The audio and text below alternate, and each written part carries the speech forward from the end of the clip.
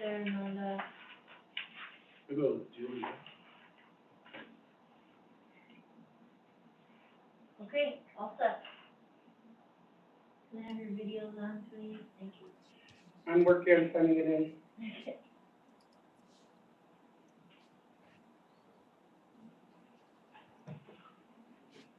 Whenever you're ready, Ananda. Thank you so much, Barb. Good evening, everyone. Calling this meeting to order by first thanking my colleague Savion Castro for filling in for me over the past couple months. It's been really challenging for my family. I am back in Madison, excited to be joining you all pretty soon. I'm making sure that I'm quarantined and vaccinated before I join you all live. So thank you everyone for your all's patience, and thank you for your understanding. And thank you, Savion and the entire team for working through those needs as they arise. I'm hearing a little bit of an echo, Barb. I think Nikki, you have your mic on. That's me. No, There you go. thank you. You got it. Was it me? Close your machine. That was me. And your device has to be Yeah. muted. Thank you. Just wanted to confirm we don't have any public comments right now. Correct. Great, thank you so much, Barb. We are going to start out by no meeting minutes at this point. We're gonna start out by doing what we have been setting for the instruction work group to do pretty much shortly after we start transitioning to virtual learning, which is an update, a regular update, a monthly update on how are we handling COVID, the pandemic, the multiple impacts of the pandemic, and then elevating different types of work streams that are relevant for myself and my colleagues to learn, and for the community to know about, and how we're developing them and what changes are needed to make. So for today, we're going to have folks talking a little bit more about some of the, I see my colleagues are arriving. Welcome. So we should be gearing up to have a presentation on the reopenings of the school. It's a short presentation. I know a lot is happening in our communities, so we'll try to, and there's lots of different concerns, and the concerns are ever changing. So I wanted to ask respectfully that all my colleagues just write down your questions and your comments, and then we'll address them together. I'll do a round robin so we can make sure that everyone gets their questions heard, and that we're addressing everything that needs to be addressed. If there are a lot of specifics out that would take a lot of more time, data, and all those things that our team may not be prepared, I encourage you all to please send an email to myself and Lisa, Dr. Jenkins. We'll make sure to include them in the weekly updates or any follow-up email. With that, I wanted to invite Dr. Jenkins to say a few words and guide us to the next step.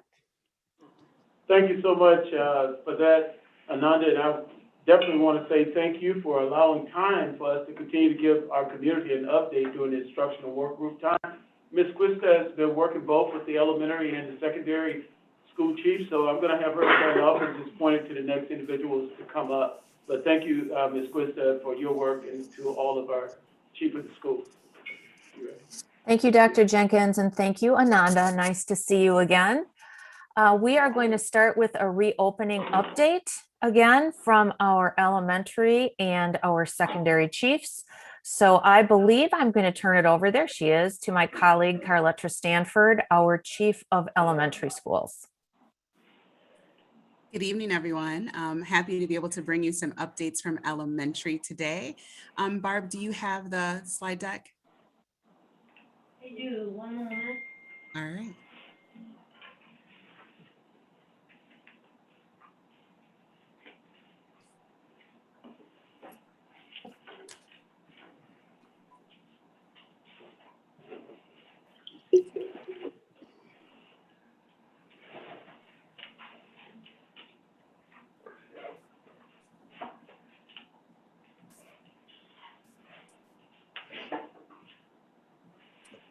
the second one, Barb?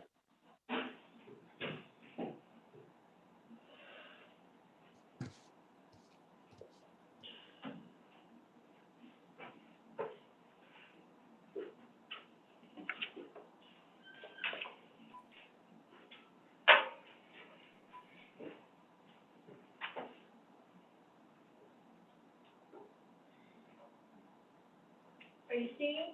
It's still showing the strategic partnership, Barb.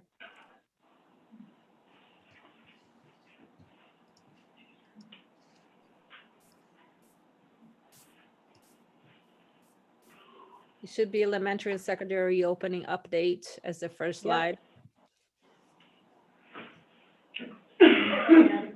Yes. All right. There it is. Thank you, Barb. You can go ahead and go to the second slide. So again, I'm just going to give a really quick update around elementary reopening. We love to always make sure that we are showing our young scholars that are out there in MMSD so that you all can also see the joy that they have on their faces for being able to return to in-person learning. Next slide, please. So on April 20th, we phased in our final grade, and that was 4th and 5th grade. And so this is just some pictures of our 4th and 5th grade students in the classroom, also out enjoying recess time. And so it was great to be able to be in schools and to see the return of our oldest scholars. Next slide. We've done some reporting when we come and talk about reopening around the students that are returning in person, but we also wanted to highlight what's being done for K through 12th grade with our re-engagement kits. It's important to note that although they're called re-engagement kits, it's not really for re-engagement. It's really because we're constantly thinking about how we are engaging our students, especially our students who have experienced barriers during COVID. We've had to reevaluate some of the traditional things that we've been doing.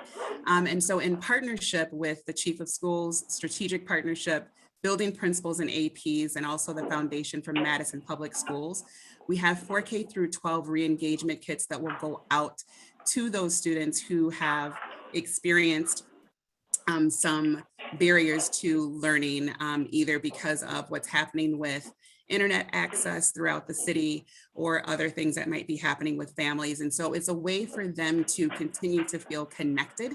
And so these kits were from the Foundation of Madison Public Schools. They funded the kits. Madison Reading Project included a high interest book for each student. MMSD Print Services created art pads, and also Easy Office Products assembled and will be delivering the kits, along with community volunteers who have helped with assembling the kits as well. And so we also, again, we just wanted to highlight that we are continuing to reevaluate what we're doing, how we're reaching all of our students during this time, and also intentionally doing some work in partnership around making sure that we're continuing to engage our students that have experienced barriers during COVID. And so we wanted to make sure that we provided you with that information as well. Next, and this is in addition to what schools are doing. So I wanted to add that. So this is not just the only thing that's happening, but individual schools are also making sure that they are reaching out and finding different ways to connect with students who are still remaining virtual and have some barriers that they're experiencing. Next slide. When we think about the success that we have had with reopening, it would not have been that way without the intentionality and partnership. And we wanted to just highlight some things that were done during this time, such as the ability to be able to have floating subs in our building, having our work with community partners and how they have stepped in to support learning, the secondary support that we received when we reopened in elementary, along with central office support, the professional development that we were able to have for staff and preparing for concurrent teaching. And so all of those things really helped with the success of welcoming students back to school. Next slide. And we've also been doing some reflecting on what has really worked well and what are some things that we want to hold on to as we think about next year. if we really think about where we were when we first closed schools compared to where we are now, we've done a lot of growing, a lot of learning, and we've done some great work, but also, again, how are we reimagining how we do school for the upcoming year? Because we have found that some of the practices that we've put into place are really great practices. And some of the practices that we've had to release, it was time for us to not do those things. And so really reflecting on what has happened during this time of reopening. One of those things that I want to highlight is just the grade level phase in. We've received a lot of feedback from our principals as well as parents about how great it was to be able to have our 4K students and our kindergarten students be in the school without the other students there. So they got to know the building without other students. And so is that something that we can hold on to for the upcoming year where it is a grade level phase in, but specifically for those kindergarten students?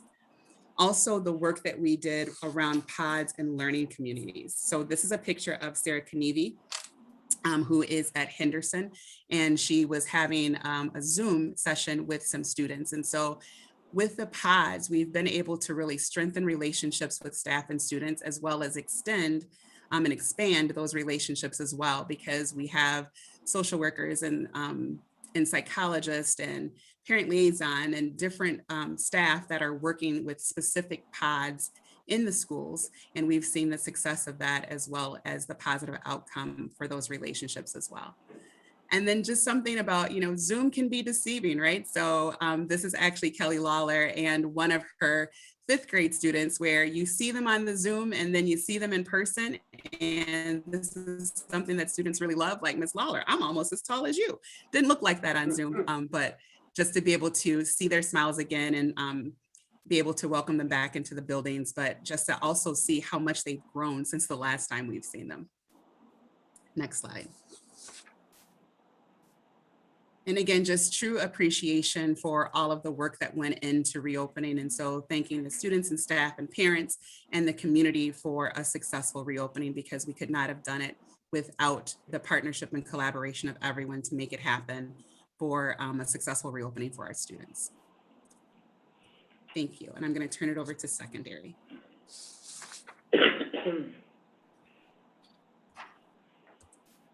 Next slide, please. First of all, good evening, everyone.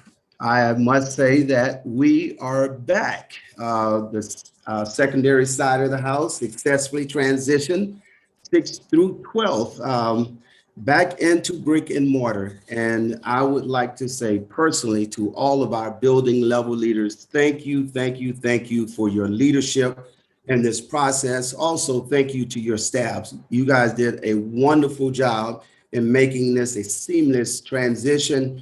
And I would like to say that it's been a huge success as we traveled the schools all week and last week, week before. It has been a tremendous level of excitement amongst the students and the staff. And it was just a great feeling seeing our young people back in this space. And to the teachers with the concurrent teaching, I would say you guys are doing a marvelous job. I had a chance to drop in several classrooms and see this take place in person. And I tell you, you guys are acting as though you've been doing this all your life. So we do appreciate the shift that you have made and support that you're extending to our students. The next slide, please. And so I would also like to say that for the parents who have not opted into brick and mortar at this point, for additional information about our hybrid design and about the reopening plan, please feel free to visit your local school's website. There's a plethora of information there. And if not, feel free to visit the district's website and click on reopening. And if you click on middle or high school, there's tons of information there to give you a very good idea of what teaching and learning looks like back in the physical space at this time. Next slide, please. I would like to also share with the parents who did not opt in the first time that our preference app, returning preference app, is now open again. It opened on May the 3rd, which is the date, and will be open through Friday. And so you have another opportunity to opt in. For the students who and the families who decide to opt in this week, your student will report for face-to-face instruction in the month of May on the 25th. And so that's in about 2.5 weeks from now. Also, I would like to reiterate again that this would be the last opportunity to opt in. So please take advantage of that. Next slide, please. We have been very active working with our school leaders and representation and planning an in-person graduation ceremony for our seniors. As you recall, last year we were not able to do this, and we were very excited and from the support from our superintendent, who really urged us to see whether or not this would be possible this year. We were able to follow the science again from all of our medical professionals that we meet with on a weekly basis. And with all of the planning that we have done, and we ran it by them, and they vetted it and said that we can move forward as we speak. And so we hope that everything remains the same right now so that we can have this festive celebration for all of our seniors. As you see before you here, La Follette High School is planning to have their graduation on that's June 12th, excuse me. And because of social distancing and adhering to all the safety mitigations and safety protocols, they will actually have two ceremonies, one at 12:30 and the other following at 2:30 p.m. at Lucer Field. East High School is on June the 11th. They will have two ceremonies as well, one at 5 p.m., the other at 7:30 p.m. at Reeves-Stevens Stadium. Memorial is on June the 12th. They will have three ceremonies, 10, 1 p.m., and 4 p.m. at Mansfield Stadium. And West will share that stadium with them as well on June the 11th. They will have four ceremonies beginning at 11 a.m., 1:30 p.m., 4 o'clock p.m., and 6:30 p.m. at Mansfield. Capital and Shabazz High School will have theirs at Monona Terrace on June the 8th. They will begin at 4:30, and the second one will take place at 5:30.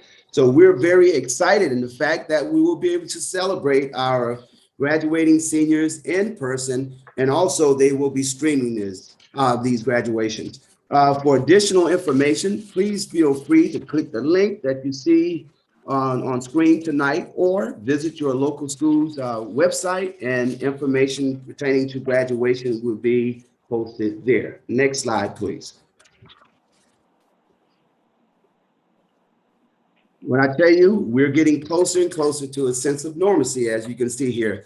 I have to thank Jeremy Slitz personally for all of his work in working with all of our athletic programs and our co-curriculars, and bringing us back safely, and really monitoring that and following all of the advice from our experts to ensure the safety of all of our students first. On the screen, as you see tonight, we have some important dates, and these dates are representing the transition back into action, if you will, for many of our co-curriculars. On 3/15, as you can see, we had our girls tennis and cross country that transitioned back in.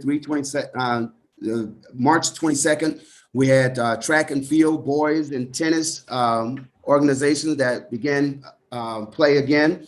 On March the 29th, we had softball, baseball, and soccer to resume. And then upcoming, we have, on April the 5th, we had cross country, girls golf, and girls tennis. On April 12th, we had co-curricular clubs that began to meet.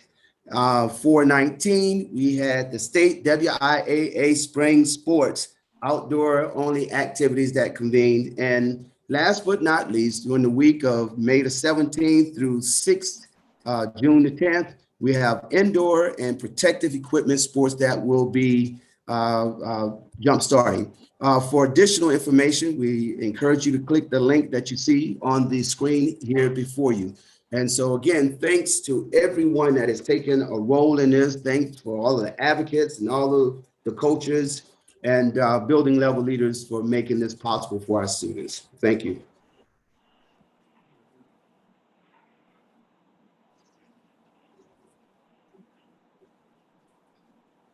Next slide.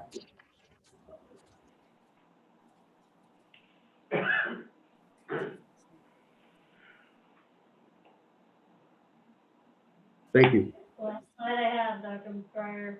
Oh, I'm sorry. There's one other thing that I need to uplift, and I do apologize, but I took this on because Jeremy is not here with us tonight, or might.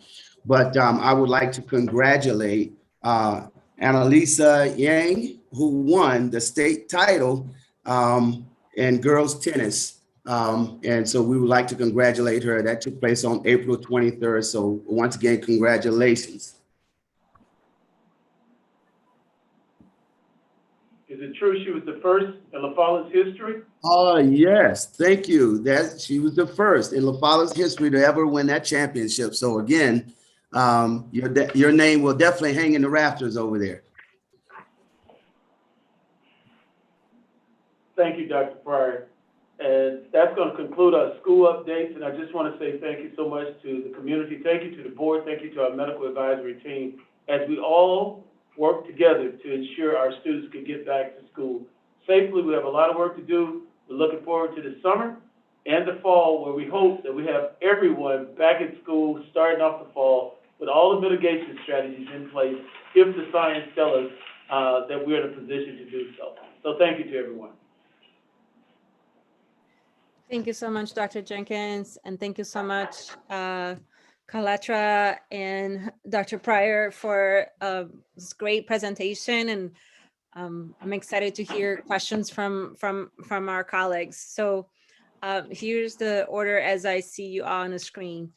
Maya, Nikki, Chris Gummerschmidt, Chris Caruzzi, Savian, and Ali. So Maya, whenever you're ready.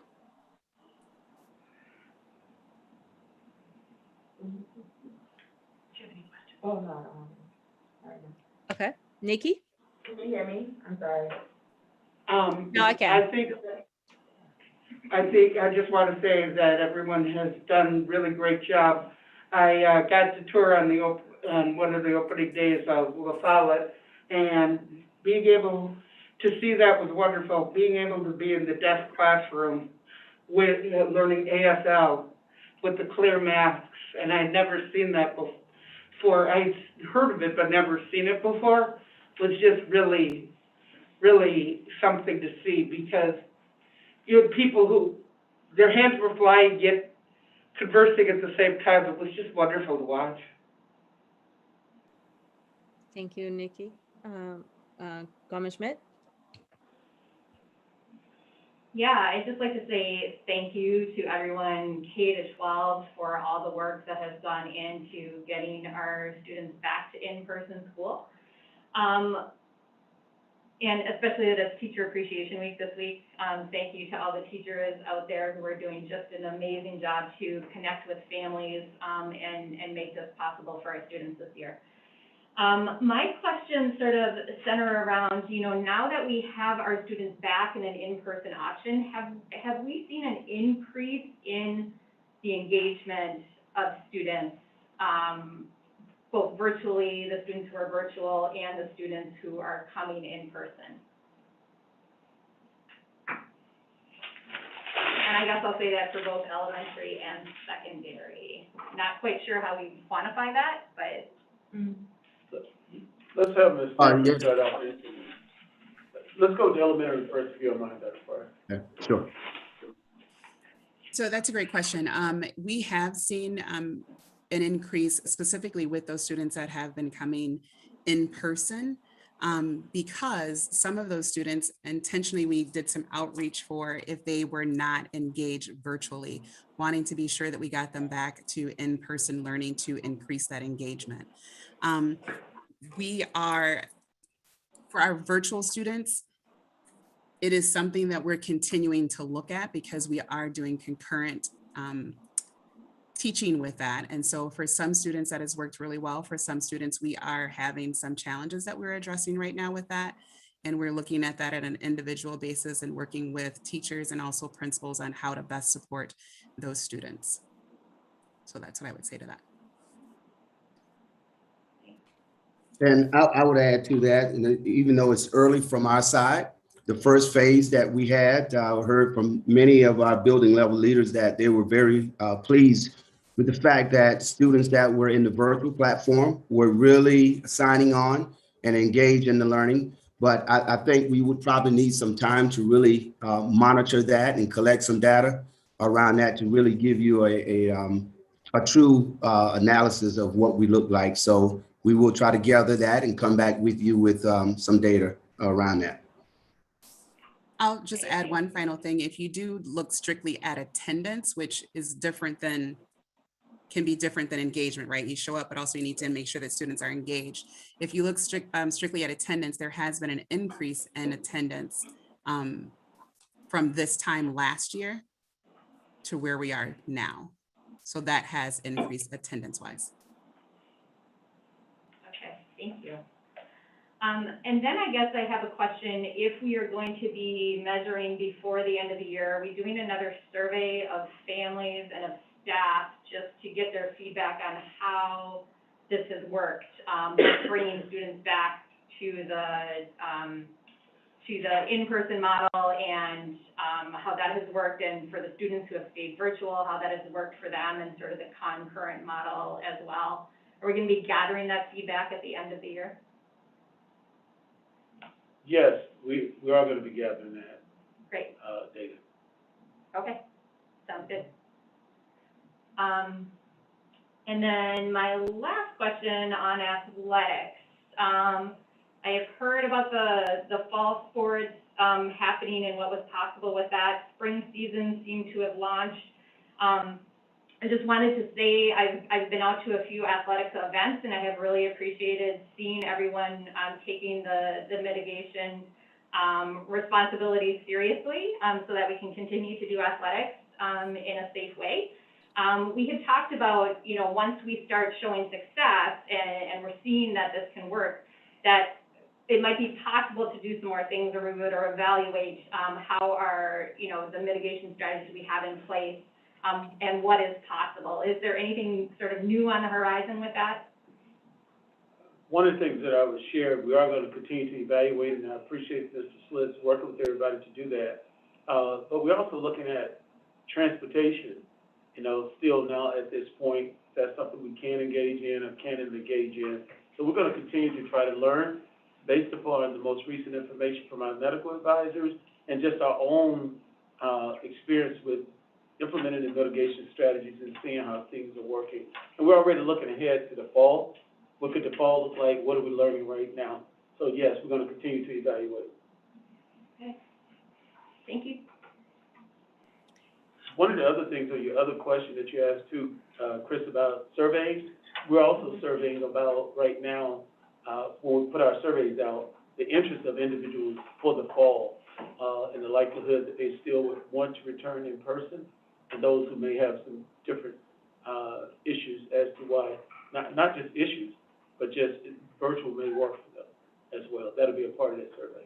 Okay, great. I think that'll be important for us to know as we go forward and make decisions on that. Yeah. Thank you. Thank you. Savian, did you have a question, a follow-up to that? No, I had a new question. Oh, okay. So we're gonna go to Carusi, but I did have a follow-up. I just wanted to check, Dr. Pryor, there is a information around targeted students.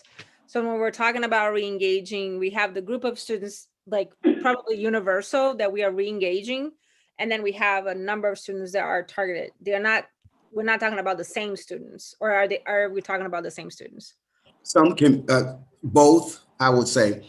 Some are the same students, but yes, we do have the targeted group of students that we're really focusing in on.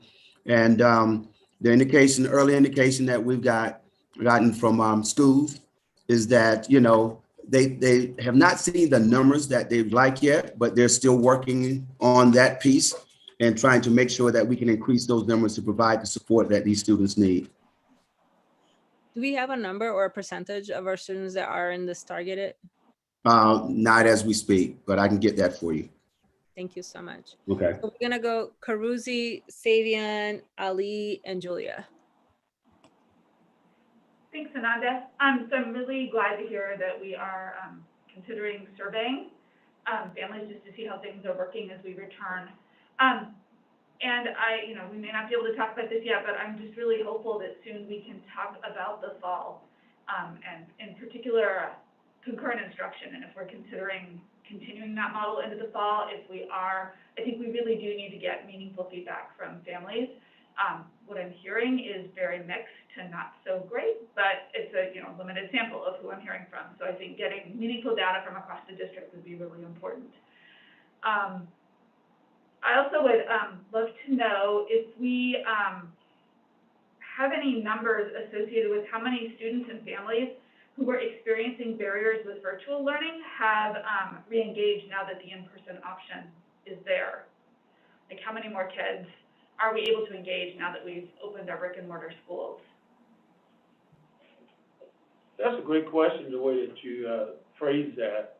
We just know that the attendance for our high schools right now, I think are running right at about 60%, and for the elementaries, that's up some, really closer to about 68, 70%. It's going to be interesting to see the data. We're hearing from students, when we go out, but really, truly, why they're really returning, and we're hearing some of them saying, hey, virtual wasn't working for me, in-person works for me. But I think we need to intentionally put the surveys out to get the appropriate responses from the students and the families. And we talk about what's not working, but let me say this, it's working for a number of students. And I think we're going to need to lift that out of the survey when it comes out too, that this is becoming a viable way for some families in terms of how we deliver the instruction. I agree with you, and I think it would be really interesting to know if we had we had virtual, then we had concurrent, and people's opinions about both. Like, if they felt the quality of concurrent was equal to the quality of virtual or better. It would just be really interesting to hear that, because I agree we're going to need to move forward with virtual options in the fall, and we want to do the best possible job we can. So getting feedback is really important. It would also be interesting to see, as this night we might not be able to do this right now, but get some data comparing the number of families that said they wanted to return in person versus, compared to the number who actually did return in person, because that might help us get an understanding of who, how many people might actually stay virtual moving forward. So. And to follow up on your prior question too, Chris, we also have to survey our staff, because some said prior to that concurrent wasn't going to work for them, and I'm hearing them reverse that. But it'd be great to see the data and see how they reflect it once we do the surveys. Our teachers have just been magical, to be frank with you. During this time, they pivoted to do what they have needed to do, but what's actually working, that's what I want to hear from them. And I think a survey will be a good thing, but we're going to also meet with not only, but we will meet with MTI and the APP, both trying to get just a direct from them feel of how it's going. But while we're out there, it appears to be going really well. The energy is high. Excellent. I want to echo all the thanks to this team, and especially to our staff and our schools for getting things reopened and making this happen. As you said, this is hard work, and people are making magic happen despite the challenges. So, thank you. Thank you so much, Carusi, for really great questions. Similar to last year, we dedicated one of our meetings. It was about, I think it was early summer or late spring, that we reviewed, or maybe there was a couple of times that we reviewed a lot of the data, like everything that the district had collect. And so we were planning to do that for this year too. Like, so if folks have questions similar to that, like what would be great for us to know from a data perspective, or curious about how this really out of the ordinary year happened, and questions like that, we can just put it in a doc, and then we can make sure that compile them for a larger conversation on full updates on 2020, 2021 year. So thank you so much, Chris, for that. Savian and Ali and Julia. Thank you so much, Ananda, and Dr. Pryor and Carletcher for providing this update. I'm wondering if someone could speak to the current mental health needs of students and the strategies and resources that we're employing to help address those needs. Let's have Jay. Jay, are you there?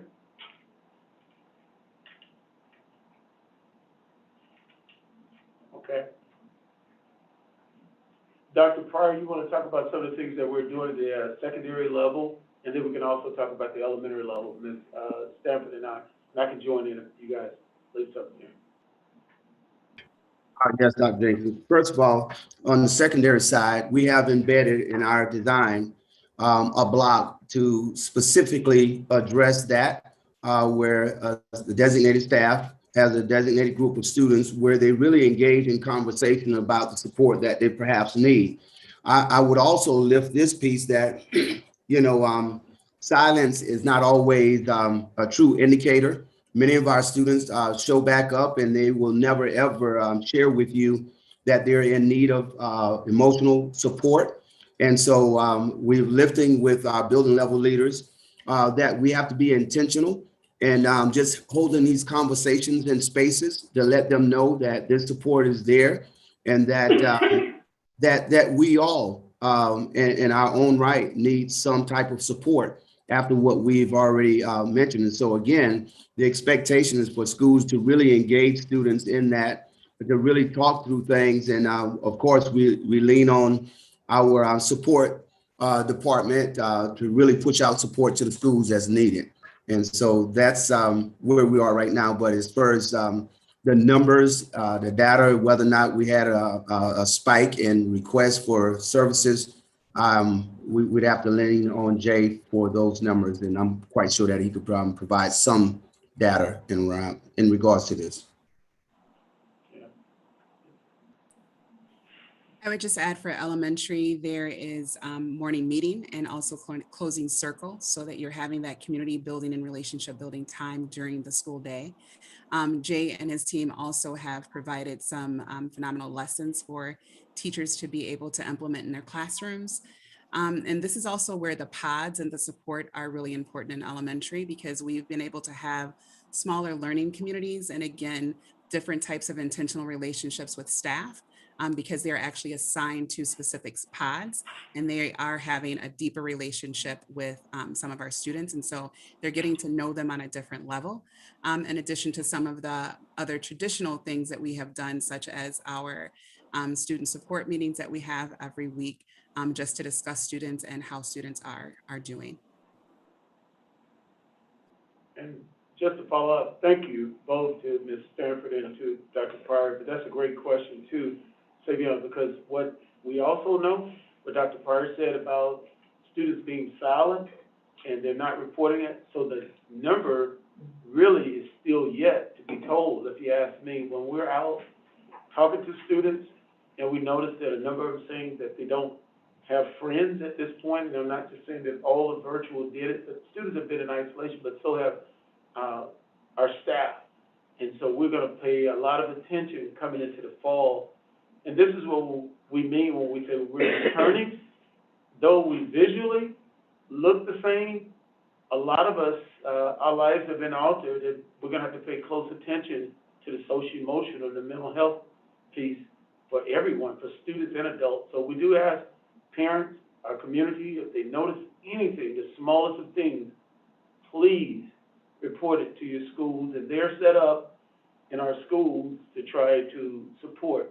But this is one that we all going to have to be all in just sharing the smallest of things that you think may not matter. If a child becomes quiet, if a child starts acting out, if a staff person may be in a mood or not, if a board member, everybody's been impacted by this. So let's just stay in this and work together till we get way on the other side of this whole pandemic. Got it, thank you. Thank you, Dr. Jenkins, and thank you so much, Savion, for always reminding us of the impact of mental health of our students. Board member Schmidt, did you have a follow-up to that theme? Yeah, I just wanted to say, Savion, that was a really great question. And Dr. Jenkins, thank you for pointing that out, that it really does take a community to watch out for each other and make sure when we're bringing these students back and keeping students connected virtually, that we're all watching out for one another. I wanted to just share what I've heard from some of the students who have been re-engaging in athletics, just how important that is to be back with teammates, to be back with coaches, and to have another set of adults adults that have eyes on students and what is going on with them. And also what I've heard from some athletes is that the re-engagement with the sport has allowed them and has sort of motivated them to also catch up in school. And so again, just highlighting the importance of these athletics and the co-curriculars for middle school and high school students for getting them to re-engage. Thank you. And keeping them engaged. Um, Thank you, Chair. Ali and Julia. Yeah, I want to aim my question specifically at Carletra, and I guess I want to ask first, because our youngest learners were actually the first people to start going to school and to be in person and have now been in person the longest, how has that group of students, you know, responded to the strategies around mitigating the risk of COVID, and what have we learned about keeping our students safe from this kind of first phase into in-person learning, especially with our youngest learners? And then I have a follow-up question around disability. They have actually done a really, really great job. So schools have implemented a lot of fun things, right? So it's not just kind of a drill and kill or like this negative thing, but the students actually know that, you know, we want to be in school, and in order to be in school, we have to follow these safety mitigations. We have to keep our mask on. They do fun things like at Gompers, you know, they're the Gompers Eagles. And so they fly around to make sure that they're, you know, the correct distance. I'm actually flying right now, y'all. The correct distance apart. Been in the school too long. The correct distance apart from each other. And so we've tried to find ways to make it not only meaningful, but also fun for them to be able to do and have that understanding of, in order for us to be here together where we want to be, these are the things that we have to do. Thank you so much for speaking to that. Yeah. For our students who may have undiagnosed learning disabilities at this time, it's been really hard for students to access certain kinds of support, including medical support, right? So even getting in to the doctor hasn't looked the way it would a couple of years ago for our youngest learners. How are we kind of rising to the occasion of meeting students, acknowledging that students might need additional support, and then making those adjustments or modifications?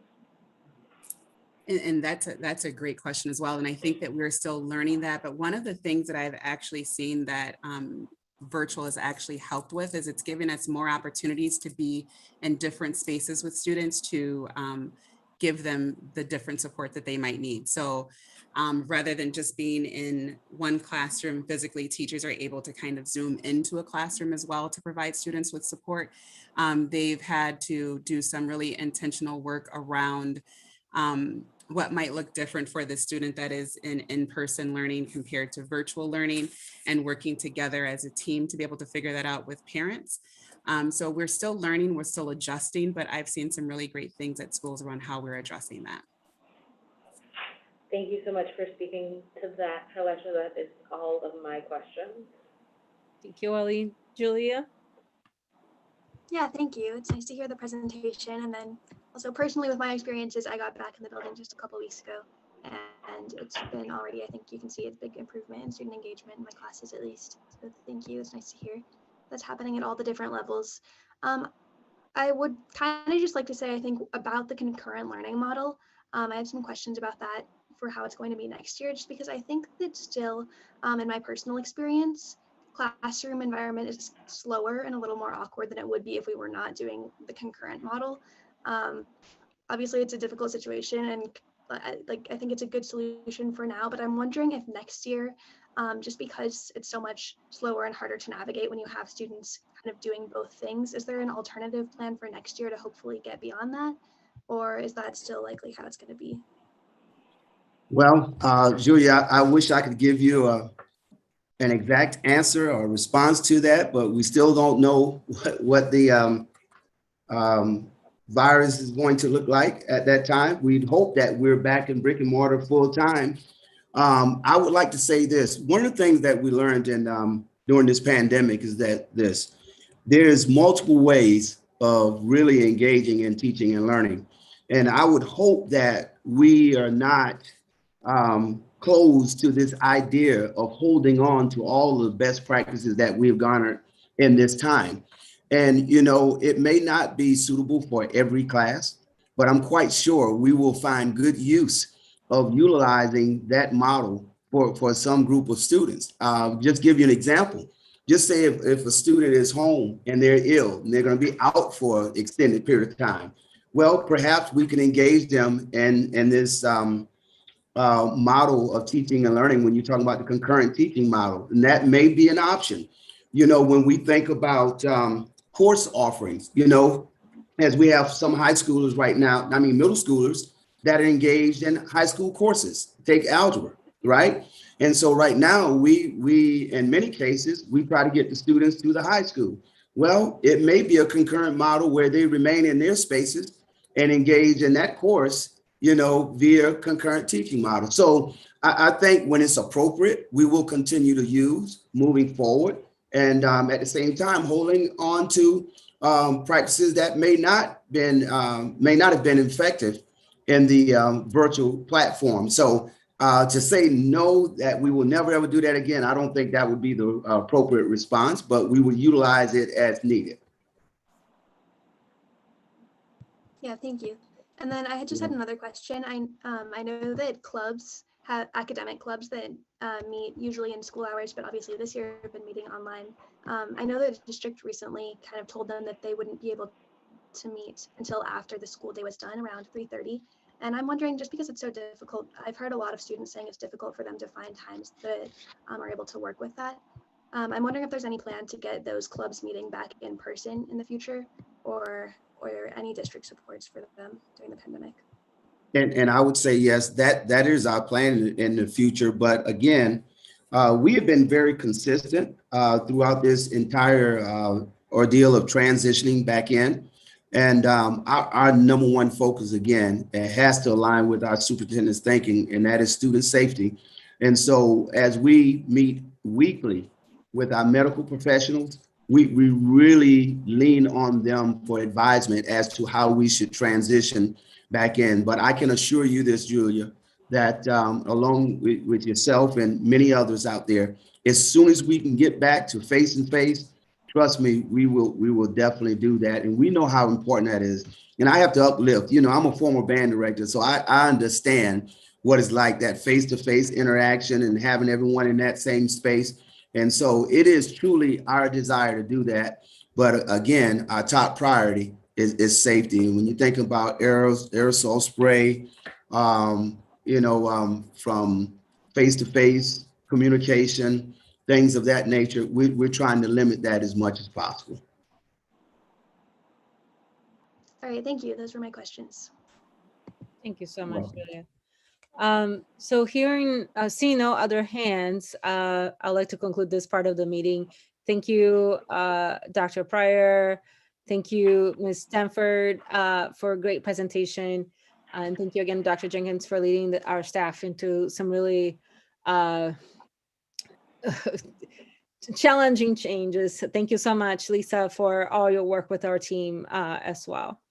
So for our next part of our meeting, we are going to be discussing partnership, which is something I'm extremely excited about because I have worked as a partner in a district, and remembering that time like over a decade ago, and then to where we are today, so much has changed. And then again, 2020 brought us a new challenge on the ways in which we have structured our partnerships, the way in which how we relate to our partnerships, the way in which we measure our partnerships. All of that has pressure test the ways which we do things and the structures in which we have set up to hold our partners accountable and ourselves accountable to what we're set to do. With that, I wanted to share with you all that we are, sharply looking at all the things that needs to be changed. I know that everyone in our team has been like really breaking their heads to like figure it out, like what do we need to be doing, what do we need to be thinking, and how we need to be thinking in order for us to deliver an instructional model that is needed for our children and to create the work environments that is needed for our teachers. So with that, I want to welcome Lisa to guide us through this next part of the presentation around partnerships. We're definitely going to have some changes. And if you have particular questions about parts of the presentation, please make sure to take a note.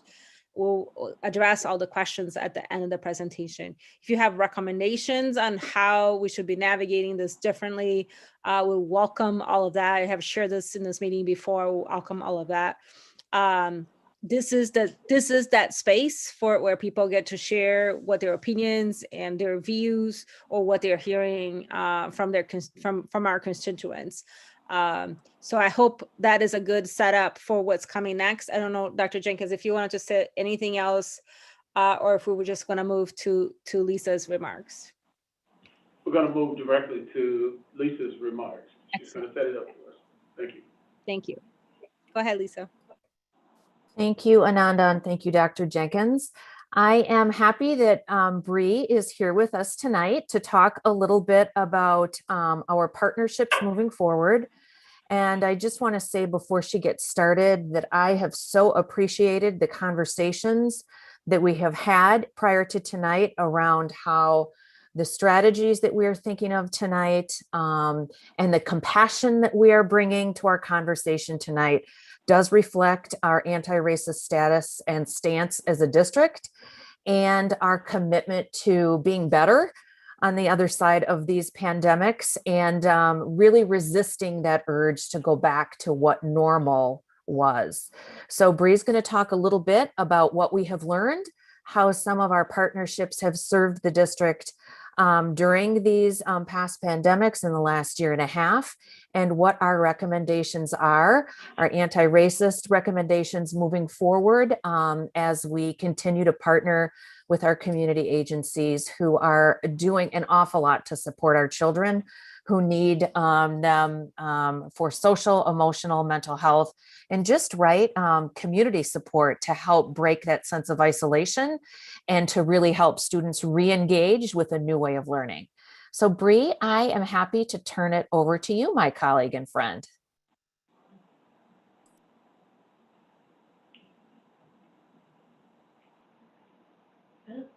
Ooh, Bree just froze for me.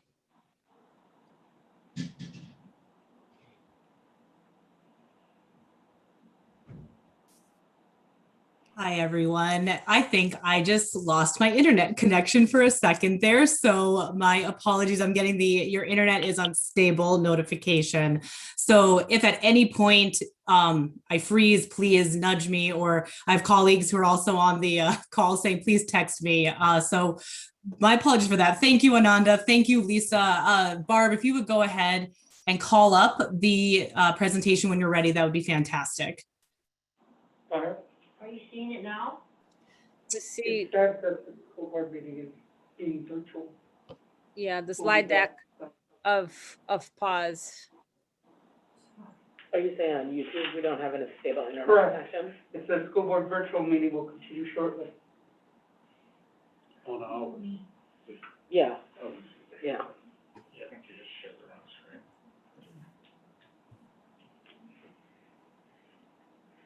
Welcome to the virtual world.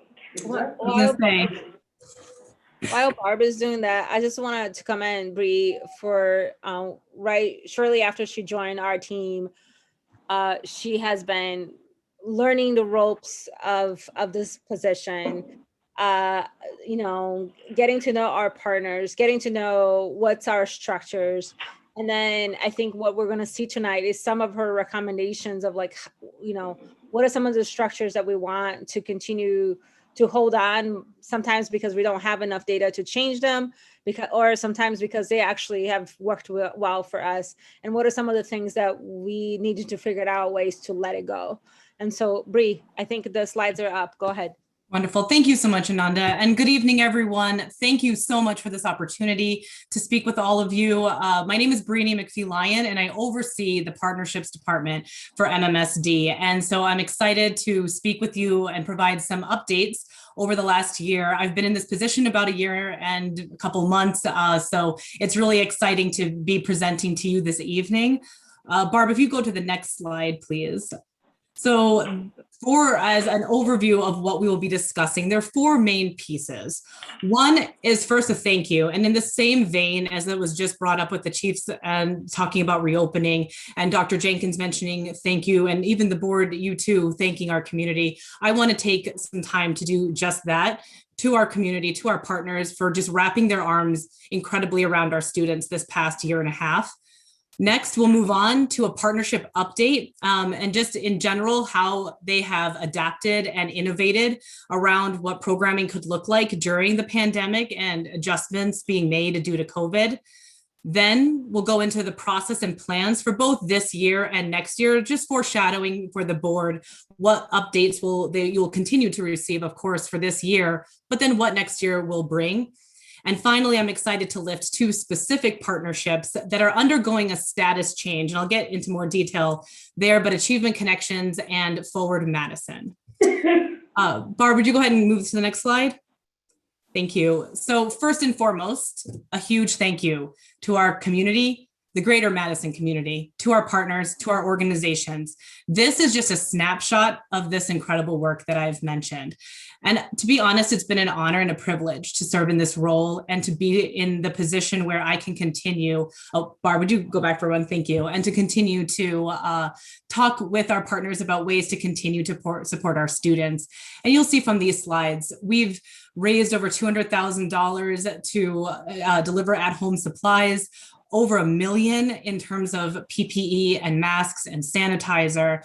We've continued to run food pantries, serving meals, and some 700 families have had about 50 to 70 pounds of food and food stuffs available to them weekly. Our partners have helped deliver 100,000 meals, which is just incredible. And this is over and above the 1 million meals that MMSD has been providing during the pandemic. But also our out of school time, our after school, our childcare providers, all of our other partners who have been on the ground supporting students, especially in person, on the front lines, trying to figure out how to give a safe space to our students to continue to access their virtual learning. It's been incredible.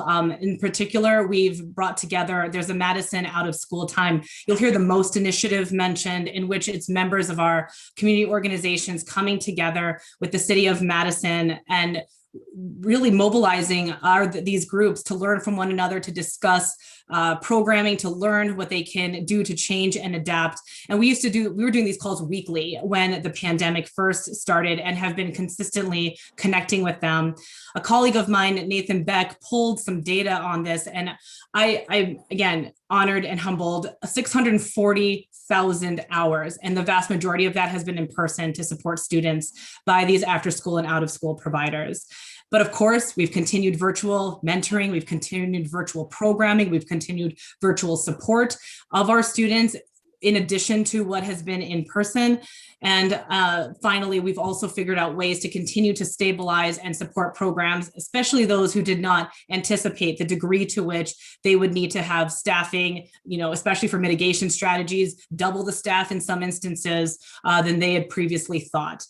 So there's another piece that I will be sharing with you coming up. Our communications team is working with some of these organizations I've mentioned to spotlight and highlight this incredible support, especially during the first semester. And that's a piece that'll be forthcoming, I believe, in the next week or so. So I'll be sure to share it with all of you when it's available. Barb, go ahead to the next slide, please. So as we knew the partnership process in general, what partnering would look like with our district, when we knew that things were just different this year, I and my team wanted to make sure that we were keeping the board abreast of these changes. And this just sort of highlights the fall in particular, while we were innovating, sorting out, problem solving, adapting, course correcting, depending on what would be possible given if we were in person, if we were virtual, what that would look like. And this is just a summary of some of the updates that the board received, mostly around our medium intensity partnerships and calling out, highlighting what major changes they would be implementing to adapt to COVID. But in particular, and where the board is, of course, receives the most updates is with respect to our high intensity partners, in which we really were trying to figure out how they can continue to support our students students, and not only do so in a way that is, and ready to take on whatever challenge, but to do so that in a thoughtful way, and trying to think of ways that we can incorporate lessons learned, continuous program improvement, like Lisa mentioned, thinking about when we do go back to normal, and I say that with quotes, where we can sort of turn over and innovate and find other ways to continue to collaborate on this work. Barb, go ahead to the next slide, please. So in particular, as I mentioned, our medium intensity partnerships, you received paragraphs effectively of how they were changing their programming to support this work. But in particular, we pulled out what we called program scenario slides, in which our high intensity partners, and you can see I've featured Centro Hispano's Juventud en Escalera programs, in which they provide academic tutoring and academic coaching for our middle and high school students, that in any situation we were going to be in, and this was really collaborated on in the summer leading into the fall, what virtual learning in an all virtual learning model, what programming would look like, what a hybrid model it would look like, and when in-person programming would eventually return, how the program would adapt. And as you can see, we were ready, we were nimble, and our partners have continued to modify, adapt, and innovate around these methods of program delivery. And I am just so thankful, again, to reiterate my thanks to them, to really think about ways to rolling up our sleeves and support our students. But I also want to sit on the fact that we do have some silver linings from this. And I actually am going to lift one of the pieces that I look forward to incorporating, and Achievement Connections is an excellent example of what virtual tutoring has meant for programming. Whereas we had schools that happened to be close to a bus line or close to some of the universities that had more volunteers, more access, more ability to engage the community. This has now become more of an equalizer in that regard. And I fondly remember just before the pandemic speaking to one of our wonderful Adopt a School partners about ways that they could continue to volunteer or support tutoring for Achievement Connections. And they were saying, by the time a colleague of mine gets in the car, drives to a school, tutors a student, comes back, it's too much to leave the workday. And so then it becomes only those that are available during the day and who are either retirees or have a more flexible schedule, or maybe university students. So this really expands and opens up not only who can be volunteering with our students, but how they can access programming in general. So for instance, one of the silver linings that I wanted to lift this evening. Barb, could you go to the next slide, please?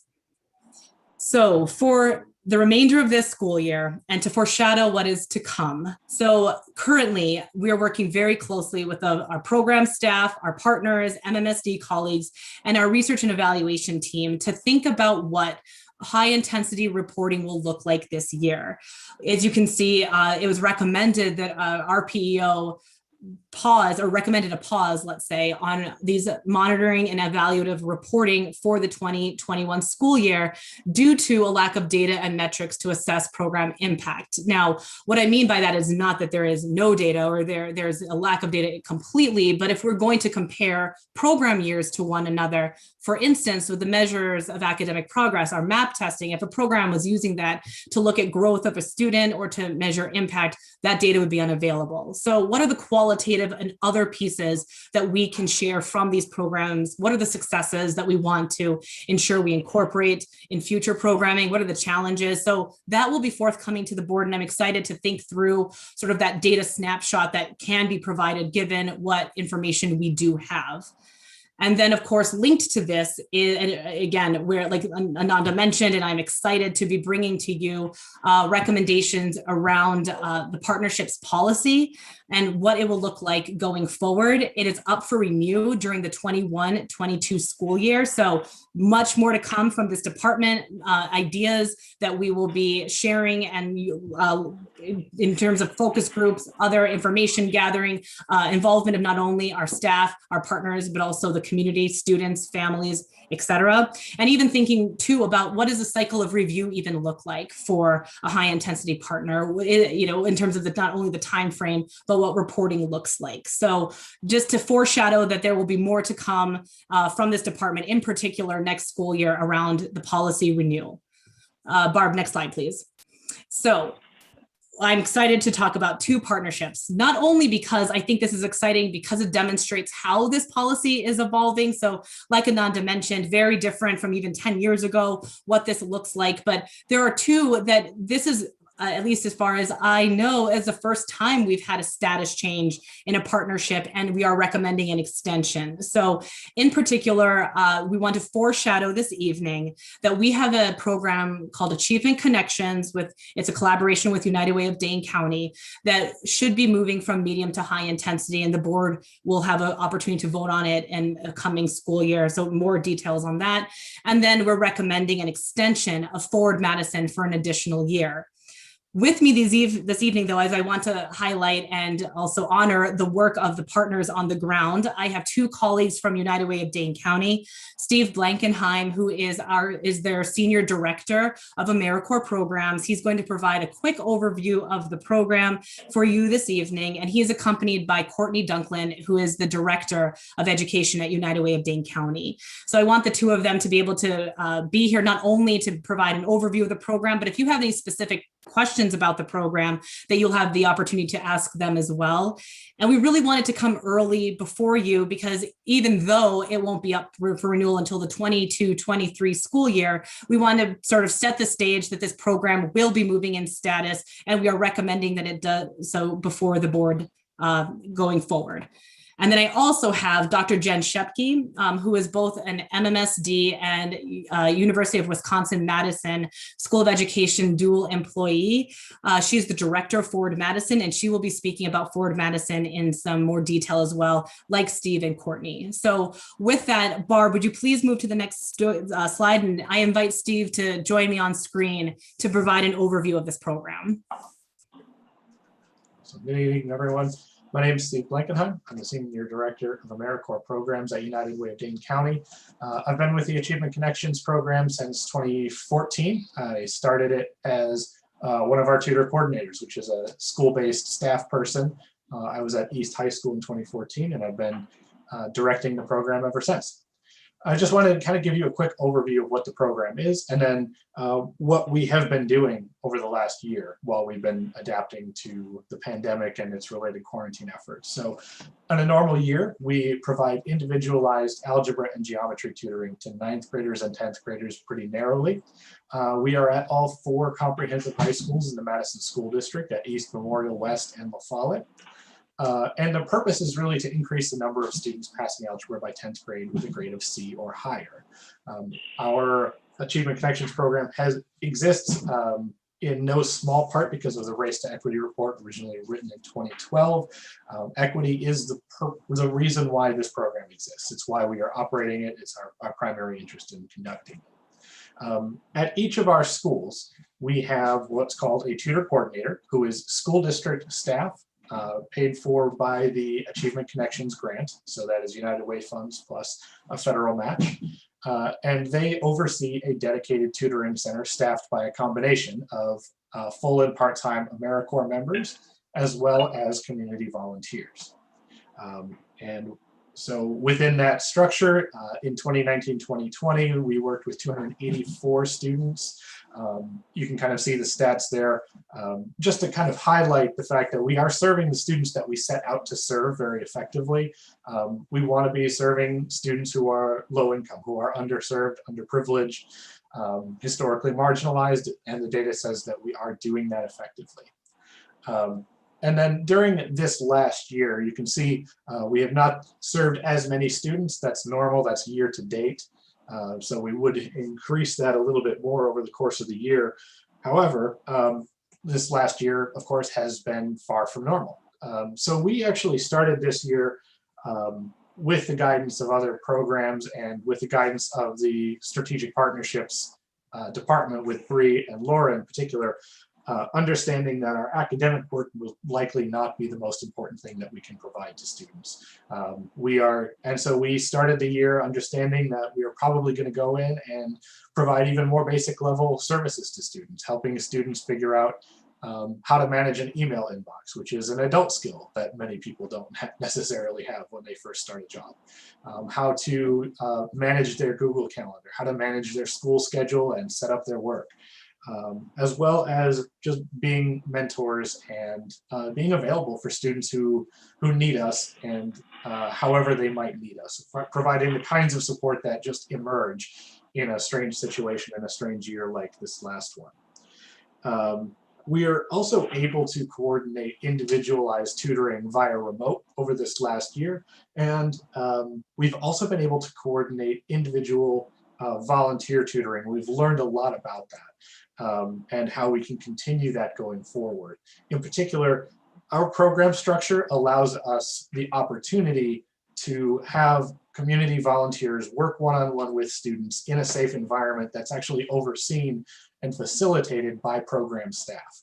So we make the connection, we make sure we know who's working with who, and we also audit it in real time so that students are safe, volunteers are safe, and we're able to use volunteers in a way that other programs might not be able to pull off. We're eager to carry that forward because that is kind of the basis by which we are learning how we can best engage working professionals. As Bree mentioned earlier, most of our volunteers are college students or retirees. In one really innovative case, we were able to match a solution very specifically to La Follette and start up a peer tutoring aspect that was juniors and seniors, providing peer tutoring to 9th and 10th graders.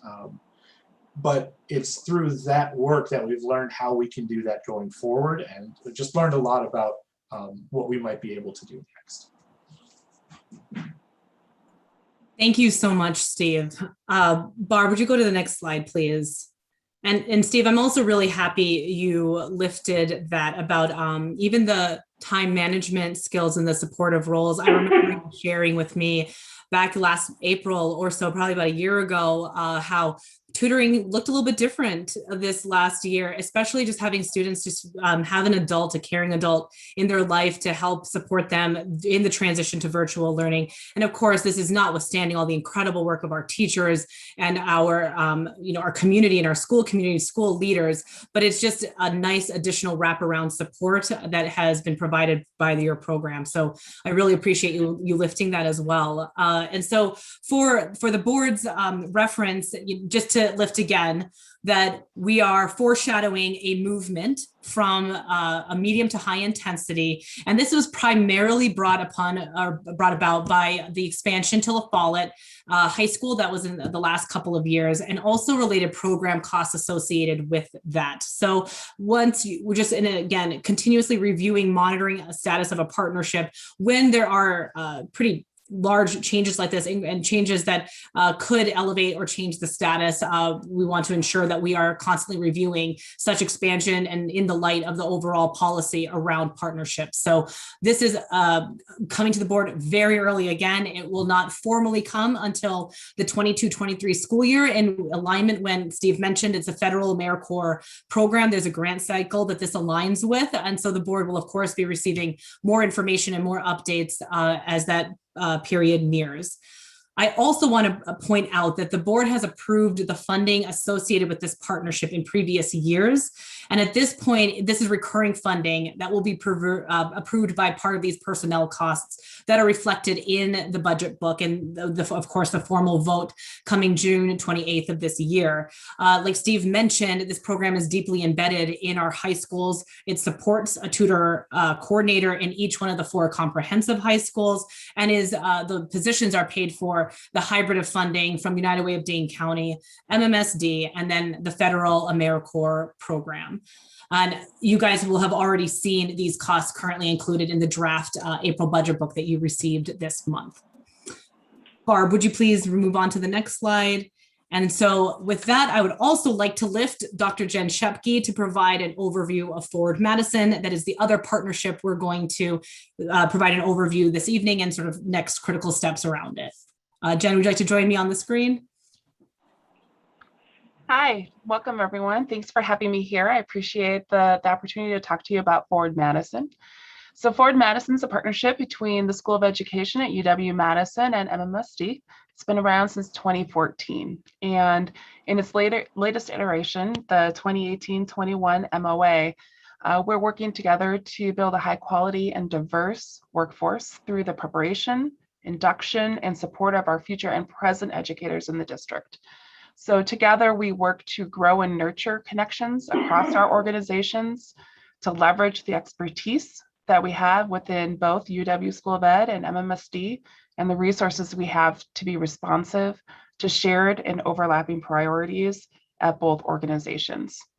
And the funding that we've had in the past to do so came from CUNA Foundation, very generous donation from them, the UW-Madison Chancellor Funds, and of course, MMSD. Along with that, we had 2 grants from the Department of Workforce Development as well to support one of our strands. So within Forward Madison, we have 4 strands of work. One is around workforce diversity, which is has a pipeline program called Tomorrow's Educators for Equity in Madison, our Team Scholars program, which is growing our current high school kiddos in MMSD who want to become educators into educators, hopefully taking them on the path of doing pre-college work, going to UW-Madison for an education major, and then coming back to MMSD to serve as an educator in our workforce. We also incorporated the Professional Accelerated Licensure program, which is a grow our own program. That was a program that was already in existence outside of Forward Madison, and it came within our partnership to help with evaluation of that program. We have induction strands, both for new educator induction and also for new administrators, new assistant principals and principals. And within both of those programs, there's a mentoring or coaching component, and also as a larger learning, group learning. So for example, with the principal induction, we have academies where our new leaders come together periodically throughout the year to learn and grow and be in a supportive community together, which I can't tell you how important it is during COVID right now. We have Cooperating Teacher Alliance, which is supporting the teachers in MMSD who are mentors to our rising future teachers. So supporting those who are in field experience placements, either in practicum or in their student teaching placement. And we brought together cooperating teachers last year, and we did a community of practice in which cooperating teachers and coordinators from UW School of Ed got together to explore how we can facilitate positive field placement experiences for our student teachers of color. And we engaged in a year-long exploration of what that looks like. And finally, we have ensuring access to high quality and fully licensed educators. So within there is a strand called Accelerated Licensure Special Education, ALSE. And that's the strand that is supporting our teachers who are hired in the district to be CC, cross-categorical special ed teachers on emergency certification, or the real name is a provisional license with stipulations for 1 year. It's a mouthful. So they come into the program and they have partial tuition support, integrated supports, mentoring, amongst other things, to help them work towards getting their certification in special education at UW-Madison, as well as a master's. And the grants come in from DWD to help support that. The first cohort ran through the program, also with support from MMSD and the grant. And the second cohort, we have support from a grant that Urban League obtained that we're working in partnership with. Bree, I'll turn it back over to you. Great. Thank you, Dr. Shepke, for that overview.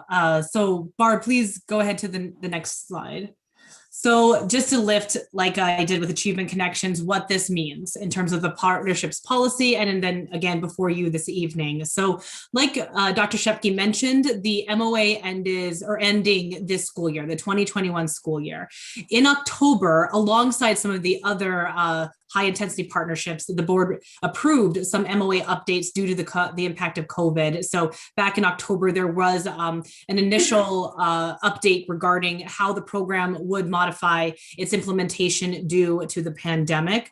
But in addition to lifting the recommendation of the research and evaluation team around this year regarding pausing any evaluations or any renewals or any monitoring reports, We also wanted to ensure that we lift Dr. Jenkins and Dr. Hess at both, of course, MMSD superintendent, but also the UW School of Education dean, who are also recommending the one-year extension, notwithstanding Dr. Jenkins having the opportunity to more deeply, or dive more deeply, I should say, into the partnership's goals and outcomes because of its direct alignment with the district and with the previous superintendent's work. So we wanted to ensure that he and, of course, Dean Hess had an opportunity to also work together for a little bit longer on this implementation. With this as well, I also want to lift that this amendment involves no new budget request. This is a recurring resource that would extend into the 21-22 school year. These costs are currently included in the draft April budget book, like the personnel costs you will always also see with achievement connections. Barb, will you go to the next slide, please? So for what's next, unlike Achievement Connections, where we are foreshadowing an eventual vote, the board will receive later this month a weekly update detailing more information about this partnership, about Forward Madison, later this month in May. And in addition, the board will formally vote on extension as part of the consent agenda at the June 28th meeting. We wanted to ensure we were here tonight to give ample time, especially because this is a deep partnership with the University School of Education, the UW School of Education, so that if any feedback, thoughts, information, we had enough time to incorporate that conversation before proceeding with a vote in June. Barb, next slide. So with that, I'm going to pause. I welcome questions. And again, my wonderful partners and colleagues are also on the line as well, if there's anything specifically pertaining to either of the programs you heard. But thank you again for this opportunity. It is a pleasure to virtually meet some of you, and I look forward to future conversations around partnerships work with our district. Barb, can you stop sharing? Thank you so much. Nikki, I see you. So we'll start with you. And then we go Gama Schmidt, Savian, Maya, Caruzzi, Julia, and then Ali. I'm going to take my mask off solely so that people who read lips can see it if need be, because I'm behind the glass. But what my question, one, thank you for the work. It's an excellent job.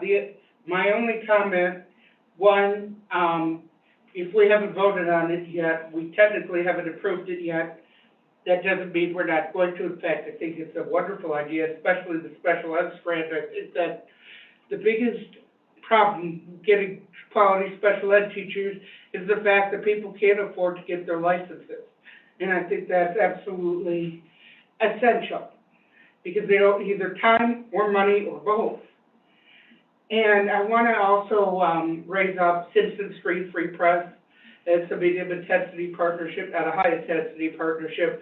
During the pandemic, they really stepped up in providing online help, online tutoring, online assignments, not just for the paper itself, but for a lot of the students on the South Side. And I really want to thank them for their work, and I don't think they get thanked enough. I'm done. Thank you so much, Nikki. I think I said it to you, right, Chris? Yeah, thanks, Ananda. I just wanted to highlight just the impressive number of students that are after school and out of school time partners and connections across the city have provided. I mean, to provide tutoring, mentoring, out of school time opportunities for 5,000 students and then virtual mentoring for another 4,500, I think it's amazing, and I think probably really important for keeping kids and families connected during this time. So I guess one of my questions is anybody sort of measuring the effect of that beyond just the numbers of students, and is there a way that we can sort of capture that, the effect and the difference that it made for families and students?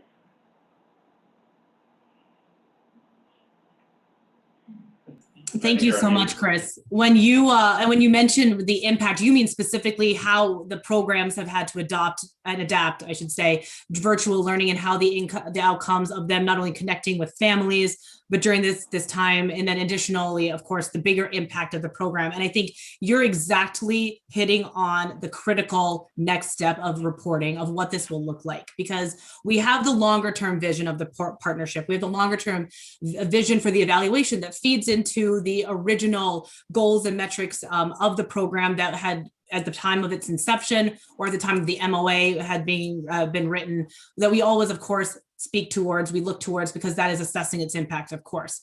But what I think you've brought up is something that we really need to sit and think about, is how this has not only in some ways completely reconnected some students, or at least provided families with an option for students if they didn't have, let's say, a virtual space to go to or other care during virtual learning. So I think absolutely that is among the questions. We've also, we work very closely with the Wisconsin Center for Educational Research, WCER, and we have already started thinking through that with them as well, about how we can really not only survey our teachers, our families, our students about the efficacy of tutoring, the efficacy of these connections, and how they will impact programming going forward. So those are absolutely among the critical questions we are asking ourselves, is not only if you look at the entire cycle of the partnership, the entire cycle of its evolution, how are we meeting our goals? Are we meeting the outcomes that we set forth to do?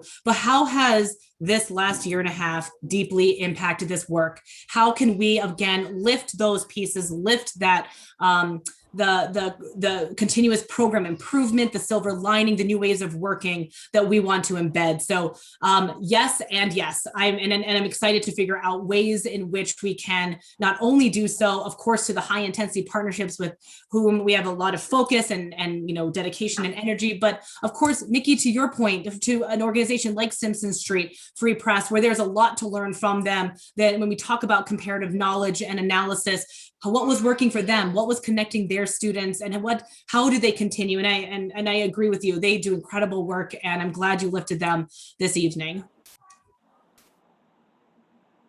Thanks for that answer. Moving specifically to Achievement Connections, and with it having been a medium intensity partnership, I'm just curious if there's been data, not necessarily over the last year, because that has been really hard to do with our students not physically being in our buildings. But before that, do we have data about not only the numbers of students that have been involved in those tutoring programs, but actually the academic outcomes for them? And, with the goal being, let me see, I wrote down the goal being to increase the number of students that have a C or better in algebra. The students that are specifically being tutored. Do we have information on that from like 2014 on? And I've been on the board for years, so I may have missed that somewhere along the way, but if that exists, is that something that we can get access to? Absolutely. So to answer your question, yes, we definitely have data, and we're happy as part of as we bring it before the board, and we want to provide as much information as possible. So because it's also a federally funded AmeriCorps program, they also undergo an evaluative cycle as well that rolls up to the Corporation for National Community Service. So there are evaluations that we have done within our local community. They were part of the tutoring. If I'm not sure, Chris, when you joined the board, but when the high intensity tutoring, when you were on the board at this point, where the high intensity tutoring partners all came forward in the 2018-2019 school year, they were actually a part of the bigger evaluation, because there was a lot of similarities between this partnership and this programming at the high school level as it was at the elementary and middle school levels. You'll maybe be more familiar with elementary schools of hope, middle schools of hope, in Juventud, Escalera, all of those, because we are also looking at, of course, the bigger picture of how tutoring is impacting students, not only with their academic outcomes, but also their social emotional learning, their grit, resilience, those other softer skills, other softer outcomes that we also want to assess. So yes, there's data. Yes, we will provide that for sure. And we will provide the historical evaluations as well as part of the comprehensive package of information as we move closer to your vote on it moving in status from medium to high intensity. Thanks, Bree.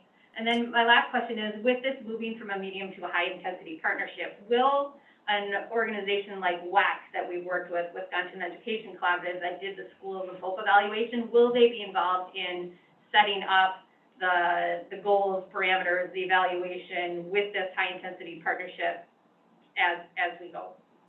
Yes, absolutely. And Steve, correct me if I'm wrong. I believe they're already involved.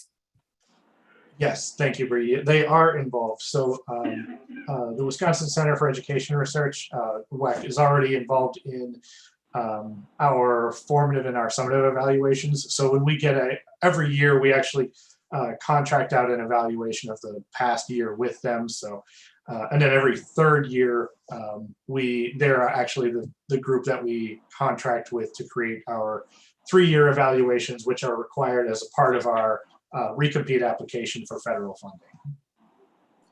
Steve, thank you so much. And also in the package of materials that came to you last Thursday, there were 2 program snapshots, both on Achievement Connections and on Forward Madison, that did provide us some additional information. And you can see we pulled out some critical pieces from the MOA on Achievement Connections. You could see the overall goals, the outcomes, and the metrics that are being assessed on an annual basis, but also the evaluation question that is being sort of the critical impact question that is the evaluative 3-year cycle in nature. So that can also give you a sort of a preliminary window into what will be coming in a more deeper information.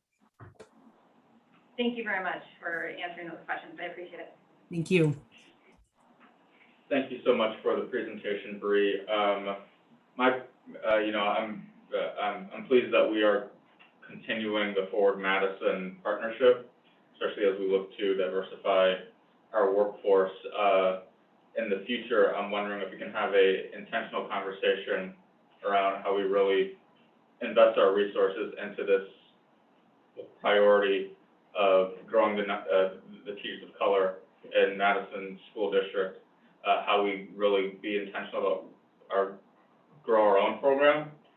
And then just a question around the program in general in terms of, the opportunities available for CC teachers and special ed. Can we open that up to a regular classroom teacher as well? And Jen, please join in any of your thoughts on that. I think, Savion, that's exactly right. I mean, I think that part of the beauty of the extension would also enable such conversations to happen, and to happen in such a way that we can build that in to any future iteration of the program, if appropriate, if it's mutually decided that we want to renew the partnership formally. But I will defer to Jen on the specifics about opening up larger than just CC teachers and special ed teachers about the additional degree opportunities. Yeah, so with the ALSI program for the special ed teachers who are CC teachers, that went through some program review at UW-Madison. It has to go through governance and be voted on, and go through several different processes. So if we were to be thinking about other ways for supporting classroom teachers or other things, if it were a new program or a revised program, it would go through some of those processes as well at UW-Madison. So we could talk to them more about those processes. But I do love the idea of growing more teachers, especially teachers of color, in areas outside of special education. And I know that is of particular interest at the district. Savion, does that answer your question? I'm sorry, that may not. I think the fact that the possibilities are there, that they're there, I think we have to seize them. So. Great. Thank you so much, Savion. Maya, do you have any questions? Yeah, I do actually have some. Thank you for that presentation. It was very engaging. One thing I kind of what Savion mentioned about just making sure that we are intentional about these programs and intentional about who is accessing them and intentional about who can actually utilize the programs is super important. I did have a question about, and maybe it's not necessarily a question, but a comment about the AmeriCorps program. And it's basically how many of the the volunteers or the folks that are with AmeriCorps are people of color, specifically, especially if the program is very focused on equity. I'd be interested to know like how many folks are working with children of color, and then also maybe the breakdown of the children who are and students who are utilizing the program, because I think it is important to know where these children are, so or who they are. Also, too, my last question is also the 10th grade algebra. Sometimes some students are taking algebra after 10th grade, and so is that limitation there indefinitely, or is there some kind of wiggle room for students who may be 11th grade who are just taking algebra or who are not doing well in algebra at 11th grade or such? So, yeah, those are my questions. Sorry. Thank you so much, Maya. And Steve, please, if anything too, Steve, we can also provide an additional memo to the board to provide that more specific data. But if you do know offhand how many AmeriCorps members of color we tend to recruit and how many volunteers of color, I think you provided the data on the last slide. I can call that up for you for the students of color that were served the last 2 school years. But in terms of that data, do you have that? And if not, fine, we can also send an update to the board in a weekly update. Sure, I'd be happy to send that along. To foreshadow and not to mince words, it's certainly lower than the student population that we serve. We're probably, I would say that not more than 30% of our volunteers are volunteers of color. It's probably similar for our AmeriCorps team. Those are kind of the systemic challenges that we've been working to try to correct for some time now. One of the ways that we are trying in the last couple of years is actually to increase the AmeriCorps member living allowance. That is a whole thing, but basically, just to put it very simply, an AmeriCorps member, their living allowance tends to be about $8.23 an hour wage equivalent, which is not much, and Madison is a tough city to make it in on $8.23 an hour. We recently made some program changes, and that's part of why we're now a high-intensity partnership. But essentially, we were able to get the living allowance up to $12 an hour. We do know that, and we have known for some time, that one of the biggest obstacles to getting a more diverse AmeriCorps team in particular is the ability of people to serve an AmeriCorps term and afford it. With the folks that we tend to be relatively well off. They tend to have families that can support them. They tend to secure second jobs. And all of that means that, you know, it does limit the opportunity who can actually afford to be an AmeriCorps member for a year. It's something that's been on our minds for a long time. And I think we're starting to move things in the right direction there, but it's still not where we'd like to be, certainly. And also, Maya, I'm really glad you lifted this as well, because that's a hope that I earnestly have in terms of when we talk about this work in an equity strategy across our district. What are the ways in which we can provide more opportunities for more volunteers to engage with students, especially we know the data and we know the impact of a student being tutored or being taught by an individual of the same race as them. And so we're hopeful that with again, virtual tutoring and opportunities afforded, that we will be able to expand the reach of our volunteer pool. We will not be limited to just those volunteers that are either able or retired or available during just the school day. Students, there's been a lot. I should also lift the fact that we do work very closely with the UW Morgridge Center for volunteer. I think I'm butchering their title, but for volunteer engagement, basically for our University of Wisconsin students. But we also need to look at other avenues for recruitment, and that's something that I feel very deeply about. And I want to ensure that not only Achievement Connections, but other tutoring programs, other volunteer opportunities are lifting that option for many more in our community that are already so graciously giving their time. And we will also, I have a note here as part of the follow-up from this presentation to include some more specific data on that, on the demographics of our AmeriCorps members and our volunteer pool. Yeah, and also the students too, because even if there are 72% of students of color who are utilizing this program, the breakdown does matter. It's especially if we're talking about algebra and ensuring, you know, that kids are getting those grades up and such. Yeah, that's what I would say on that. So we have a great job.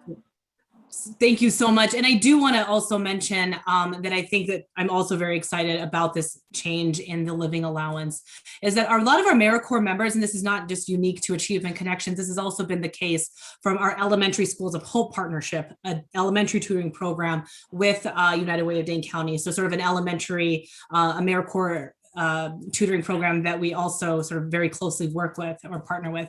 A lot of the AmeriCorps members have gone on to become teachers and have gone on to become educators in our district. So I think that in terms of recruitment of AmeriCorps members as well, we also have an opportunity to not only inspire the next generation of teachers in our community, but also to pull from members who have served in our schools, who know our schools, who want to continue to be involved in our Madison community. And so very excited about the opportunities that Steve has mentioned and how we can continue to support this educational growth of AmeriCorps members, because many of them do go on to not only serve, some have served as not only teachers, some have served as tutor coordinators and are even MMSD employees currently. Thank you. And then I wanted to be sure that I circle back around to catch the last question you answered. I think you asked about 11th graders working in algebra or geometry. Yeah, so typically during the beginning of a new school year, our program really prioritizes consistency. We want to be working with students for a whole semester, if not a whole year, paired with the same volunteer. And if we've worked with them as 9th graders in algebra, we tend to try to get back to them first thing the following year as 10th graders in geometry. And then going on to junior year, it's more on a case-by-case basis, but we do serve juniors especially if we've worked with them as 10th graders. So. Yeah, I just will just caution to rethink that, because there are high schoolers who do not do the traditional 9th grade algebra, geometry in 10th grade, and sometimes they may have to go later. So I maybe think about that, and maybe that would also grow the access of like students who could possibly be part of the program. And that's just my recommendation. I appreciate it. Thank you. Thank you so much, Maya. Carusi? Thanks, Ananda. I really appreciate this presentation, and I want to share gratitude for all of our community partners, not just during COVID, but every year. There's so much that MMSD would not be able to do without the support of our community and volunteers, so thank you. I also very much appreciate getting foreshadowing to the consent agenda vote in June. Thank you so much for getting us this information plenty early so we could talk about it and think about it. I have a few questions. First of all, I was actually really excited to hear that we might be continuing virtual tutoring beyond COVID. I know as a tutor, it's really hard to get to the school where you want to do the tutoring, and virtual is a great option for helping people, access each other and get in that tutoring if travel time or transportation are barriers. I'm wondering if we are providing paid Zoom accounts, this year and beyond this year to facilitate tutoring. Like, this may sound small, but I know if you're doing math tutoring, if you have a paid Zoom account that can accommodate 3 people for an hour, you can use a cell phone as a document camera, and you can't do that with a free Zoom account. So I'm just wondering if we're supporting technology to maximize the effectiveness of virtual tutoring, particularly if we're looking at this as a long-term strategy. That is an excellent point, Chris, and absolutely. So what we have done to try and ensure that partners from any level, so from high intensity, and if you'll recall, I had mentioned earlier in the presentation that we also worked very closely with our Madison out of school time initiative. So the bigger out of school time after school providers. we wanted to ensure that program staff would have access to Zoom accounts. And so what we've done is, though, any partnership where, and specifically the high intensity partnerships where we either have, in the case of Achievement Connections, for instance, they are MMSD employees, so have access to our MMSD account. So that is fantastic. And we're able to just seamlessly move that, or even Juventud Escalera, Urban League of Greater Madison's Middle Schools of Hope program, and Elementary Schools of Hope. We were all able to, with the programming of that, link to our Zoom account for all of those tutoring programs. For our other organizations that, let's say, are not where they're so embedded that they have joint staff or they have that access, we made that available to our programs back last spring, and asked them, would they benefit from the larger education umbrella that our Zoom account provided.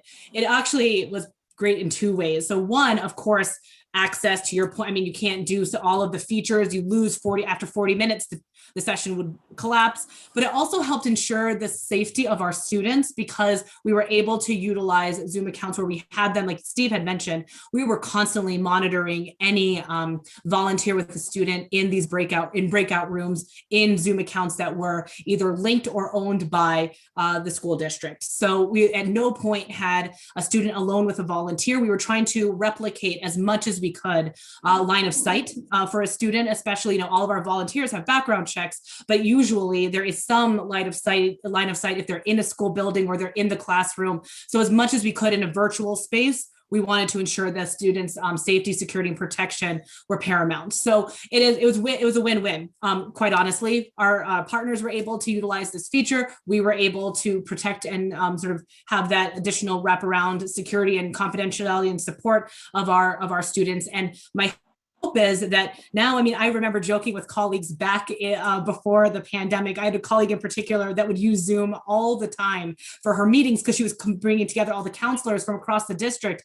And of course, with transportation, moving. And I remember saying to her, oh, this Zoom is never going to catch on. It's not going to work. And then it is such a natural of not only for our students, but for our community, just a natural tool that we now use. So how do we maximize that familiarity now that we have had time to get really familiar, now that we have, we're figuring out ways to utilize whiteboards and recordings. And one of the images you'll see is a volunteer using an iPad to read with a child over Zoom virtually. I think, again, not to again belabor the point, but I really think there's some opportunities and silver lining around this this change in how we are operating, and we should continue to incorporate them. So, of course, yes to that, and I really hope, and Dr. McCrae has been wonderful, and his team, to also ensure that our students are also, and our partners are not missing a beat with that. They even provided trainings for our partners on Zoom, trainings on Seesaw, trainings on Google Classroom,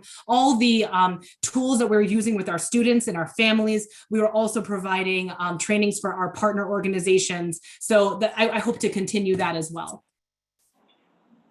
Thank you so much for that information. And I'll throw out a small caveat to the virtual programming for tutoring. That for our youngest children, we do need to be sensitive about how much screen time they're getting. But for the math tutoring at the high school level, I think the options are great to be able to connect more kids with tutors virtually if possible. My second question is about budget. I know that the costs of both Forward Madison and Achievement Connections are in the budget book, but there's no budget in the budget book. We haven't seen an actual budget for these programs for a while. I think the conceptual budget for this year for Forward Madison was $475,000, but we never saw a final budget. It was put out there a few years ago as a possibility. It would be really helpful before we do any voting or make decisions to see budgets for both of these programs and know the numbers. Absolutely. Thanks. My third question is, what is the evaluation year, the next evaluation year for Forward Madison? I think originally it was supposed to be this year, but it's postponed. When is it going to be? Yeah, absolutely, Chris. So the extension would also enable the evaluation year to also occur. And even if you think about the last time it was renewed of a 3-year cycle, it would now be 4 years, a year and a half. So half of the program implementation was during a COVID period. So the hope is that this will provide an additional year as well as, to all the aforementioned reasons around programming, thinking about how to implement, thinking about opportunities for expansion, for movement, whatever it looks like. It also provides this year, as in the 21-22 school year, to also conduct the evaluation, to do so in a way that is meaningful, to do so in a way that also takes into consideration not apples and oranges data, but data that is not necessarily consistent across the board. So we're very excited. And Jen, please correct me if I'm wrong, but I also believe we're working with the Wisconsin Center for Evaluation Research on this, and they have been part of Jen's evaluative process as well, also thinking around this very question too. So they have been involved with this partnership yearly, but also are the ones who conduct the 3-year, or in this case, 3-year plus, depending on what time frame makes sense, evaluation. Just a slight correction there. So they've been doing the formative evaluation for us. Mm-hmm. And should we want to think about them with that summative evaluation, we can have a conversation with them, but we haven't lined that up yet. But they're a natural selection for that. Yeah. Thank you for that clarification. I appreciate it. Just to clarify that, would we be getting an evaluation report sometime in the summer or fall of 2022 for Forward Madison? I know we last got one in 2018. I'm sorry, Chris, could you say that one more time? Would we be getting an evaluation report for Forward Madison in the summer or fall of 2022? I just want to get a sense of when we'll get our next evaluation report for this program. I would think so. I mean, I'm looking to Dr. Shepke on this too, because what we're going to hit against now is the evaluation aligning with a year and a half of COVID, with also the intention to review the partnership for renewal. So I think that we may have to also provide an earlier evaluation. It just may not encompass the 21, 22, or even half of the 2021 school year in order to have all the data come in, but instead if we go down the route of a summative evaluation with WCER, what are the key learnings and the key information that can be shared in alignment with any renewal discussions. So the time frame should work out that it's the spring, summer of 2022. The only thing is the data may not encompass the full school year because of program implementation has not been finalized. And of course, I'm pausing. I just want to check with my colleague to make sure I'm not misspeaking on that. But yes, absolutely. Correct. Yeah. It'll be good to get that data before we look at renewal. So thank you. For sure. For Achievement Connections, in the attachment that was provided with the materials for this meeting, there was no metric provided for growth in academic achievement. And I'm just wondering what metric are we using to measure that? Do you mean for Forward Madison, or do you mean for Achievement Connections? For Achievement Connections, sorry. Yep. So I'm going to again make sure I have this accurate, but Steve, please hop in. What they are using is a survey of not only of student, but staff, how they're calling sort of math skills and math efficacy and math familiarity. And Steve, I will let you do a much better job of explaining this, but it is not only a self-assessment of the student, it's an assessment with the teachers, and it ties into the bigger picture of the program in terms of grade attainment of C or higher and sort of improvement in academics. But Steve, I'll let you sort of give a better explanation of the math skills survey. Sure. So there are actually two components to it. So what Bree was mentioning is the math habit survey. So that's a survey that we put together. It's parallel forms. We put it together in conjunction with a researcher at UW a few years back. So we've been using it since 2014. And that is basically when a student starts with us, we have them kind of go through this survey and kind of self-report what their own habits are in relation to their math class, how they feel about their own note-taking skills, how they engage with class, if they ask questions in class, if they have a good relationship with their teacher, if they generally feel prepared for quizzes and tests, a whole series of questions like that. And then after they participated in our program for a while, we ask again. And what we're looking for is movement along any of those kind of student skills and habits in relation to their math class. We want them to be able to self-report an improvement. And then at the same time, we ask their teachers the exact same questions to make sure that we're getting both the students' perspective on how their math habits might be changing through their participation in our program, but we also want the teachers to be able to say, yeah, I have also seen this change, or I've seen these changes in how my student is engaging in this class. So that's kind of like our sort of social emotional side of it. The other side that we are currently using is through Delta Math. And specifically what we do with that is that's kind of like our academic improvement metric. And what we use Delta Math for is to deliver warm-ups. In the first 15 minutes of every hour-long session, we're really working with students to try to figure out what skills they need built, what foundational skills they might have been left behind on that their current class is not going to go back and cover for them. So if we have algebra students who have been left behind when it comes to fractions or adding and subtracting negative numbers, things like that. Those are foundational skills that we are in a position to help them build that their current class isn't going to cover again.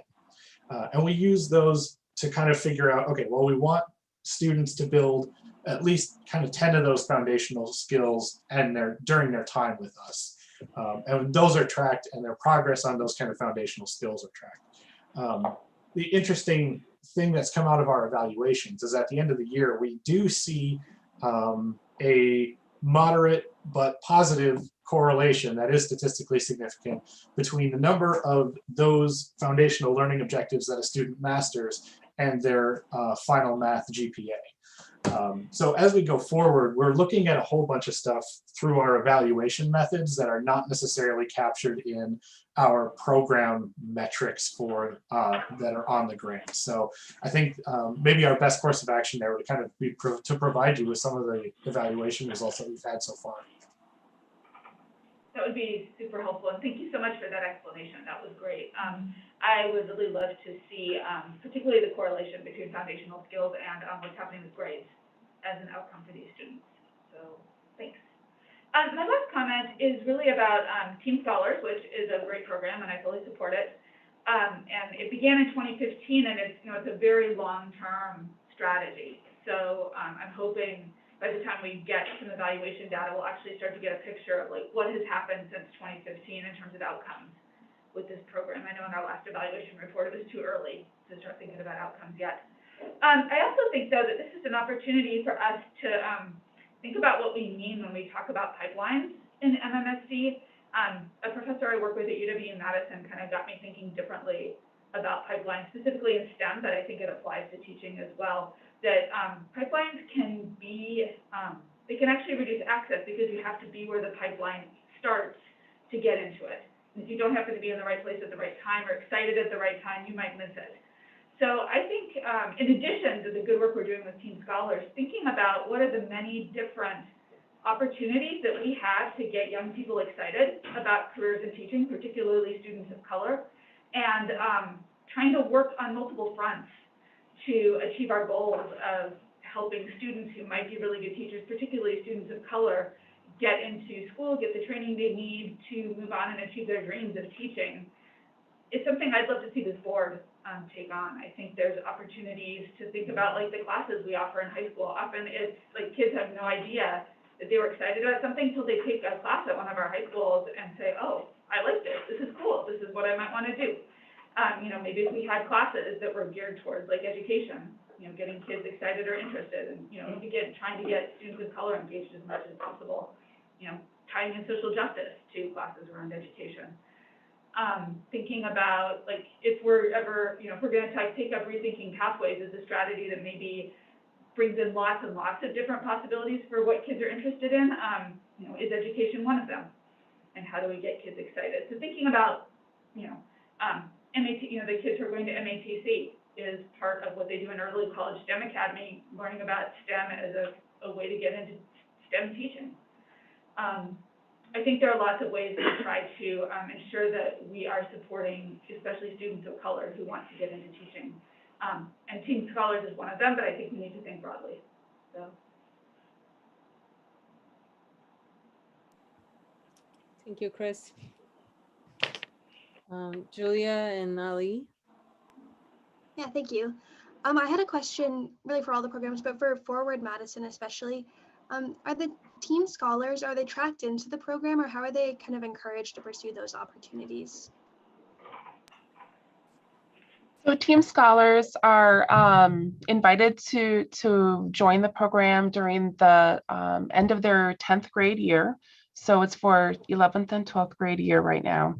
And we have a couple of varieties that we invite folks in. So we work with what we call teacher coordinators that are at each high school.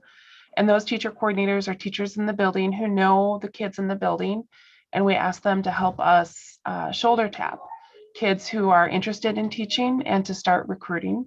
We hold info sessions and other things like that to help kids understand what the program is and what's out there for it. We also send emails to kids that have an application link. And we get those emails from a list of students from their kids who are interested in working with kids or kids who are interested in teaching and other careers that are related to that. And so we send them an opportunity for them to think about. And we also send some students emails or hard letters through snail mail also. So that was during pre-COVID times.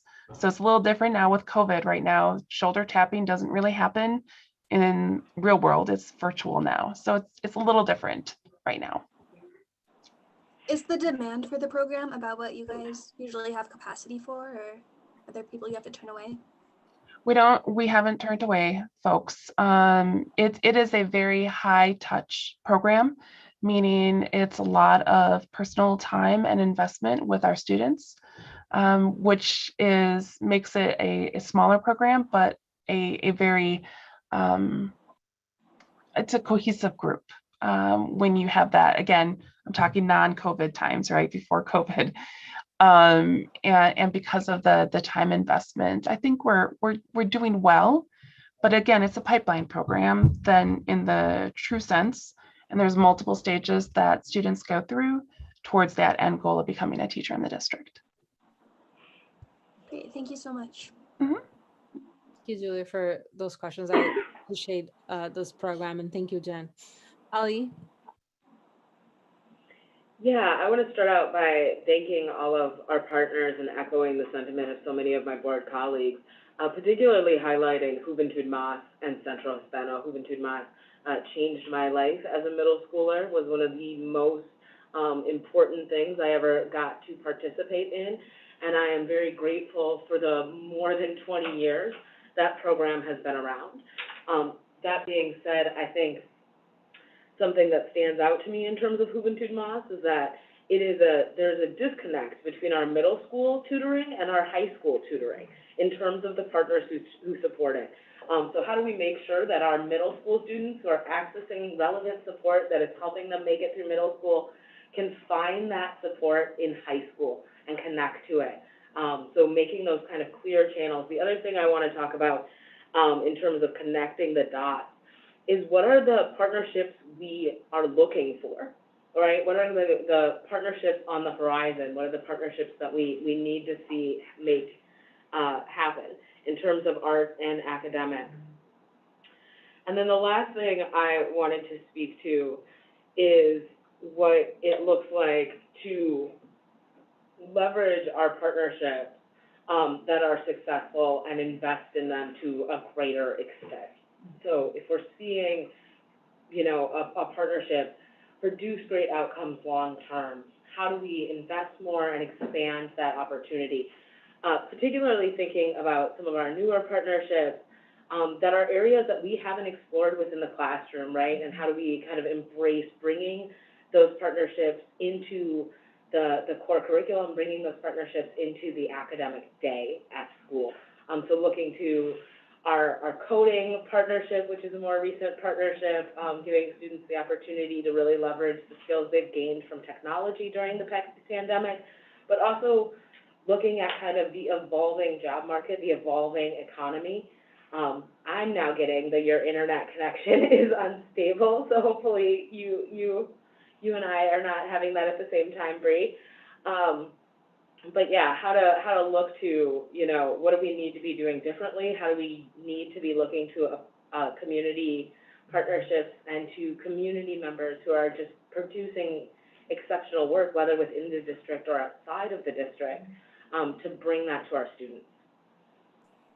Ali, thank you. Those are excellent questions, feedback, and I got all of it. You didn't freeze at all for me, so thank you.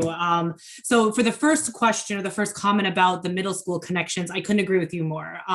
My previous role, I was at United Way of Dane County, actually myself, in their K-12 academic success. I was the director of that area, and so that was one of the questions that we really tried to grapple with, and United Way has been just a wonderful sort of thought partner on all of this too. But we have other organizations, rightly stated, Centro Hispano, for instance, and Karen Menendez-Collar's vision about that continuum and how to really integrate that connection. I think that, or a hope I should say I have, is that the more that we embed and deepen these partners' connections to our instructional side of the house, our curriculum and instruction, our teaching and learning side, that they're not seen as a separate entity, but they're really being brought in more closely. Not to say that they aren't, but really thinking through, especially with Kaylee and others on her team, how we can continue to support these programs, not only from just a volunteer management support, engagement, liaison between MMSD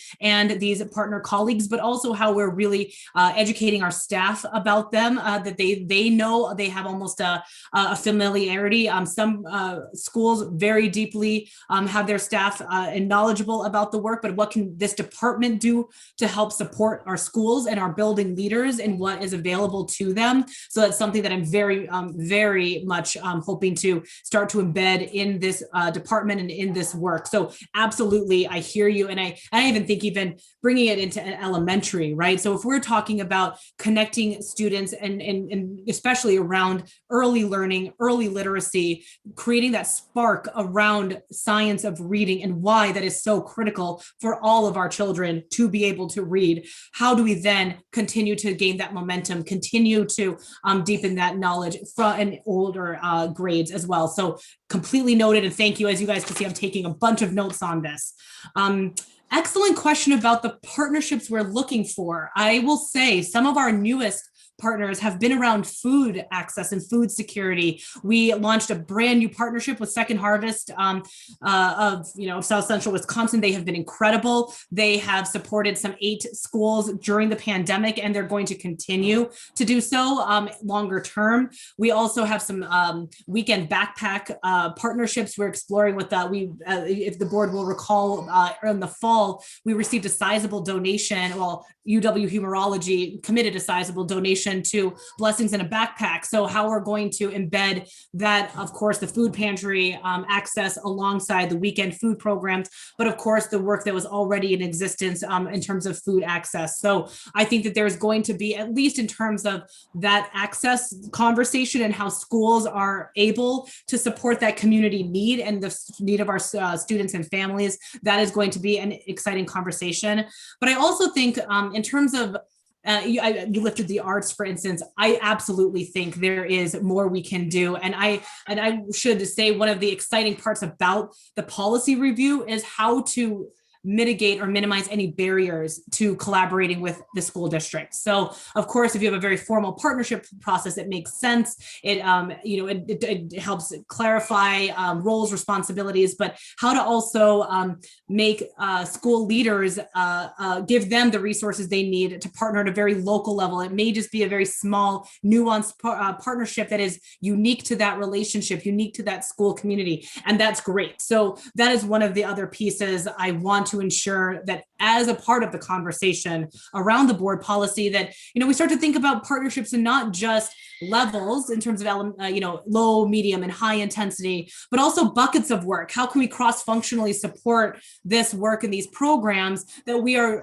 lifting the expertise of some departments and carrying them to other departments as well. So I think that that's a ripe conversation. I think it's an opportune conversation, and I agree with you. Coding, STEM, girls in technology in particular, all those areas I look forward to figuring out how to really align not only our district's goals, vision, strategic framework, making sure that we lead with that work in an equity lens, but also where are the opportunities, where are the pockets, where are the buckets of new work, and how do we lift those partners already doing great work and continue to support them.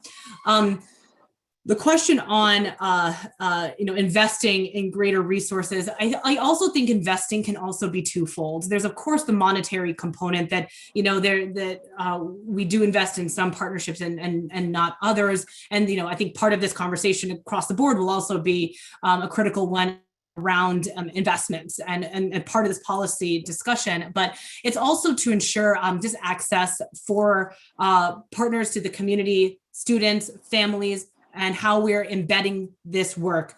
I believe it was you, Chris Carusi, that said it's not just even COVID. It's not even just this pandemic time. I mean, our partners in our community have been the ones to wrap around when our students are not in our four walls, and that's going to continue. So how do we really think about investment as a purely, there's a monetary conversation, but how to really value and bring that work in and being able to sort of have that continuum during the school day and after school as well. So I think this is all excellent, very timely. I am so glad that this conversation is happening now before a formal policy review, because this is exactly the sort of feedback and thoughts that are, thought partnership that absolutely needs to be part of this conversation. So I may be coming to you some more, of course, as the full board, but, to follow up on some of these pieces to ensure that we are embedding those exact conversations when we talk about the full spectrum of partners, the full cycle of evaluation, the full what it means to partner with our district, and how we are approaching each one of these areas. Thank you so much. Thank you very much. Elise, you have more questions? No, thank you so much, Bree. Thank you. Any other follow-up questions? Yeah, Carusi? Thank you. Ollie, I really appreciated how your question led to a little bit of foreshadowing about what changes we might be seeing as you bring the revised policy before us. When we last revised the district's wellness policy, I felt like the district did a really phenomenal job, Sally Zibaldonish in particular, of making sure that the community was engaged in the process of revising that policy. And I'm kind of curious how we might engage the community and community partners in the process of examining this policy and how that might fit into the board's workflow as well. Absolutely, Chris, and thank you for your feedback on the wellness policy. I'll be sure to look at their process and especially consult with Sally and others who were involved in that. But I think you're absolutely correct. This has to be have the involvement of our community as well. These are the entities, the humans that support this work, and we want to ensure that we are hearing from them too. I envision, I'm in the process, in particular, speaking about this with Dr. McGregory about what the ebb and flow will look like for this cadence, but I would suspect it would be a hybrid of community involvement, focus groups, involvement from those who are receiving our supports, receiving this, the outcomes of these partnerships, partners themselves who have been critical to this work, but then also, who are we not, and students and families are, of course, fundamental to this, but, one of the aspects I'm really thinking about too is who hasn't historically or classically been at the table during these conversations, how to really think about not only the incredible Ali, like you mentioned, a 20-year-old partnership, one that you benefited from with Centro Hispano, critical as part of the conversation, but about newer organizations, fledgling organizations that are just coming into existence or coming into existence in response to additional and new work. So all that to say, thank you for the feedback on the wellness report. I'll take a look at it, but I do envision a review process that's both internal facing and external facing, that is soliciting input from not only our partners, but our community, our families, our students, and then having a normal cadence where the board does receive updates, probably something similar around the safety recommendations that have just come forward from that entity. So more to come, but that will be part of the next steps. And for sure, we'll be outlining what even the process will look like for the policy review discussion. Thank you. Yeah, thank you so much, Rosie, and thank you, Ali, for those questions too, and thank you, Bree, for the way you were speaking about our partnerships. A couple of things that came to my mind is kind of thinking about how do we classify our partnerships at the universal level, like things that like is benefiting all students. What are some of the targeted approaches that we're using? Things that benefit elementary school age or high schoolers or Latinx students or all ELs or Black students. How are we speaking about our partnerships or having an inventory about our partnerships that are also thinking about targeted approaches, and to do exactly what you just said, which is, are there gaps for Orgullo Latino to be doing some more intentional work with our LGBTQ Latinx students, right? Are there spaces for partners or partnerships with Freedom Inc. that has a Hmong program? So how are we negotiating that? But like, I would love to kind of have a visual of like, what does that structure looks like currently, and what are some of the gaps that we potentially, that they are partners, but they are really low level. How can we elevate that because of need of our community and our students? The other thing that I'm thinking about is that ways in which our partners, like to improve communication between, what do our families know about our partners? I know that's been like a long challenging, but is there a way for us to open a channel where it's just partnerships, so families and our community know that this is not necessarily endorsed by MMSD, but there are local organizations that we partner with, and then how do we increase the access to our families and our students, specifically to speaking to some of the things that folks have mentioned around the challenge of virtual and the exhaustion of the virtual format and the inability sometimes to just like walk by someone and say like, oh, I remember I have to kind of talk to so and so about this opportunity and so on. So are there ways that we can systematically link get a stronger link between our partners and our families and students? Thank you so much, Ananda. That's excellent feedback, and for sure will be part of the conversation. I'm taking, as I mentioned, I'm taking this all down too. So more to come on that. But I love that idea about just there's a full communication loop, and how to not only have that information readily available for our colleagues and our staff and our schools, but also on the other end, our families too, and how to really reinforce that. And I'm even thinking about even other partners who are working on similar ideas or similar, have similar missions and goals. Do they know what else? There could be comparative learning from that as well. So thank you for both of those pieces. Thank you, Bree. I want to check with Lisa if there's any other items to wrap up this conversation, and with Dr. Jenkins as well. Ananda, I think that. Yeah, go ahead, Lisa. Dr. Jenkins. Oh, sorry. No, I was saying Lisa.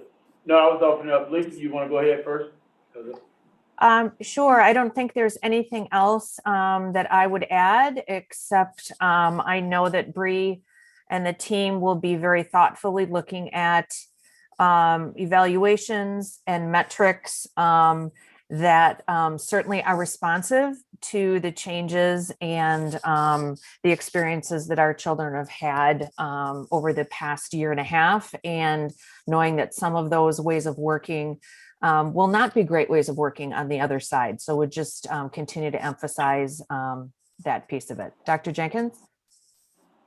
Thank you, Lisa. I just want to say thank you to you as well, Bree and Dr. Shefke. This has really just been a beautiful partnership to observe coming in and the way that we're going about working. And so I just really appreciate all the hard work that's going into it, and looking forward to how we're going to come back next month with a few things for you as well, and this continuous work. Thank you. Thank you, Dr. Jenkins. I wanted to close our meeting tonight just congratulating our new board president, Ali Mudro, and our new vice president, Savion Castro.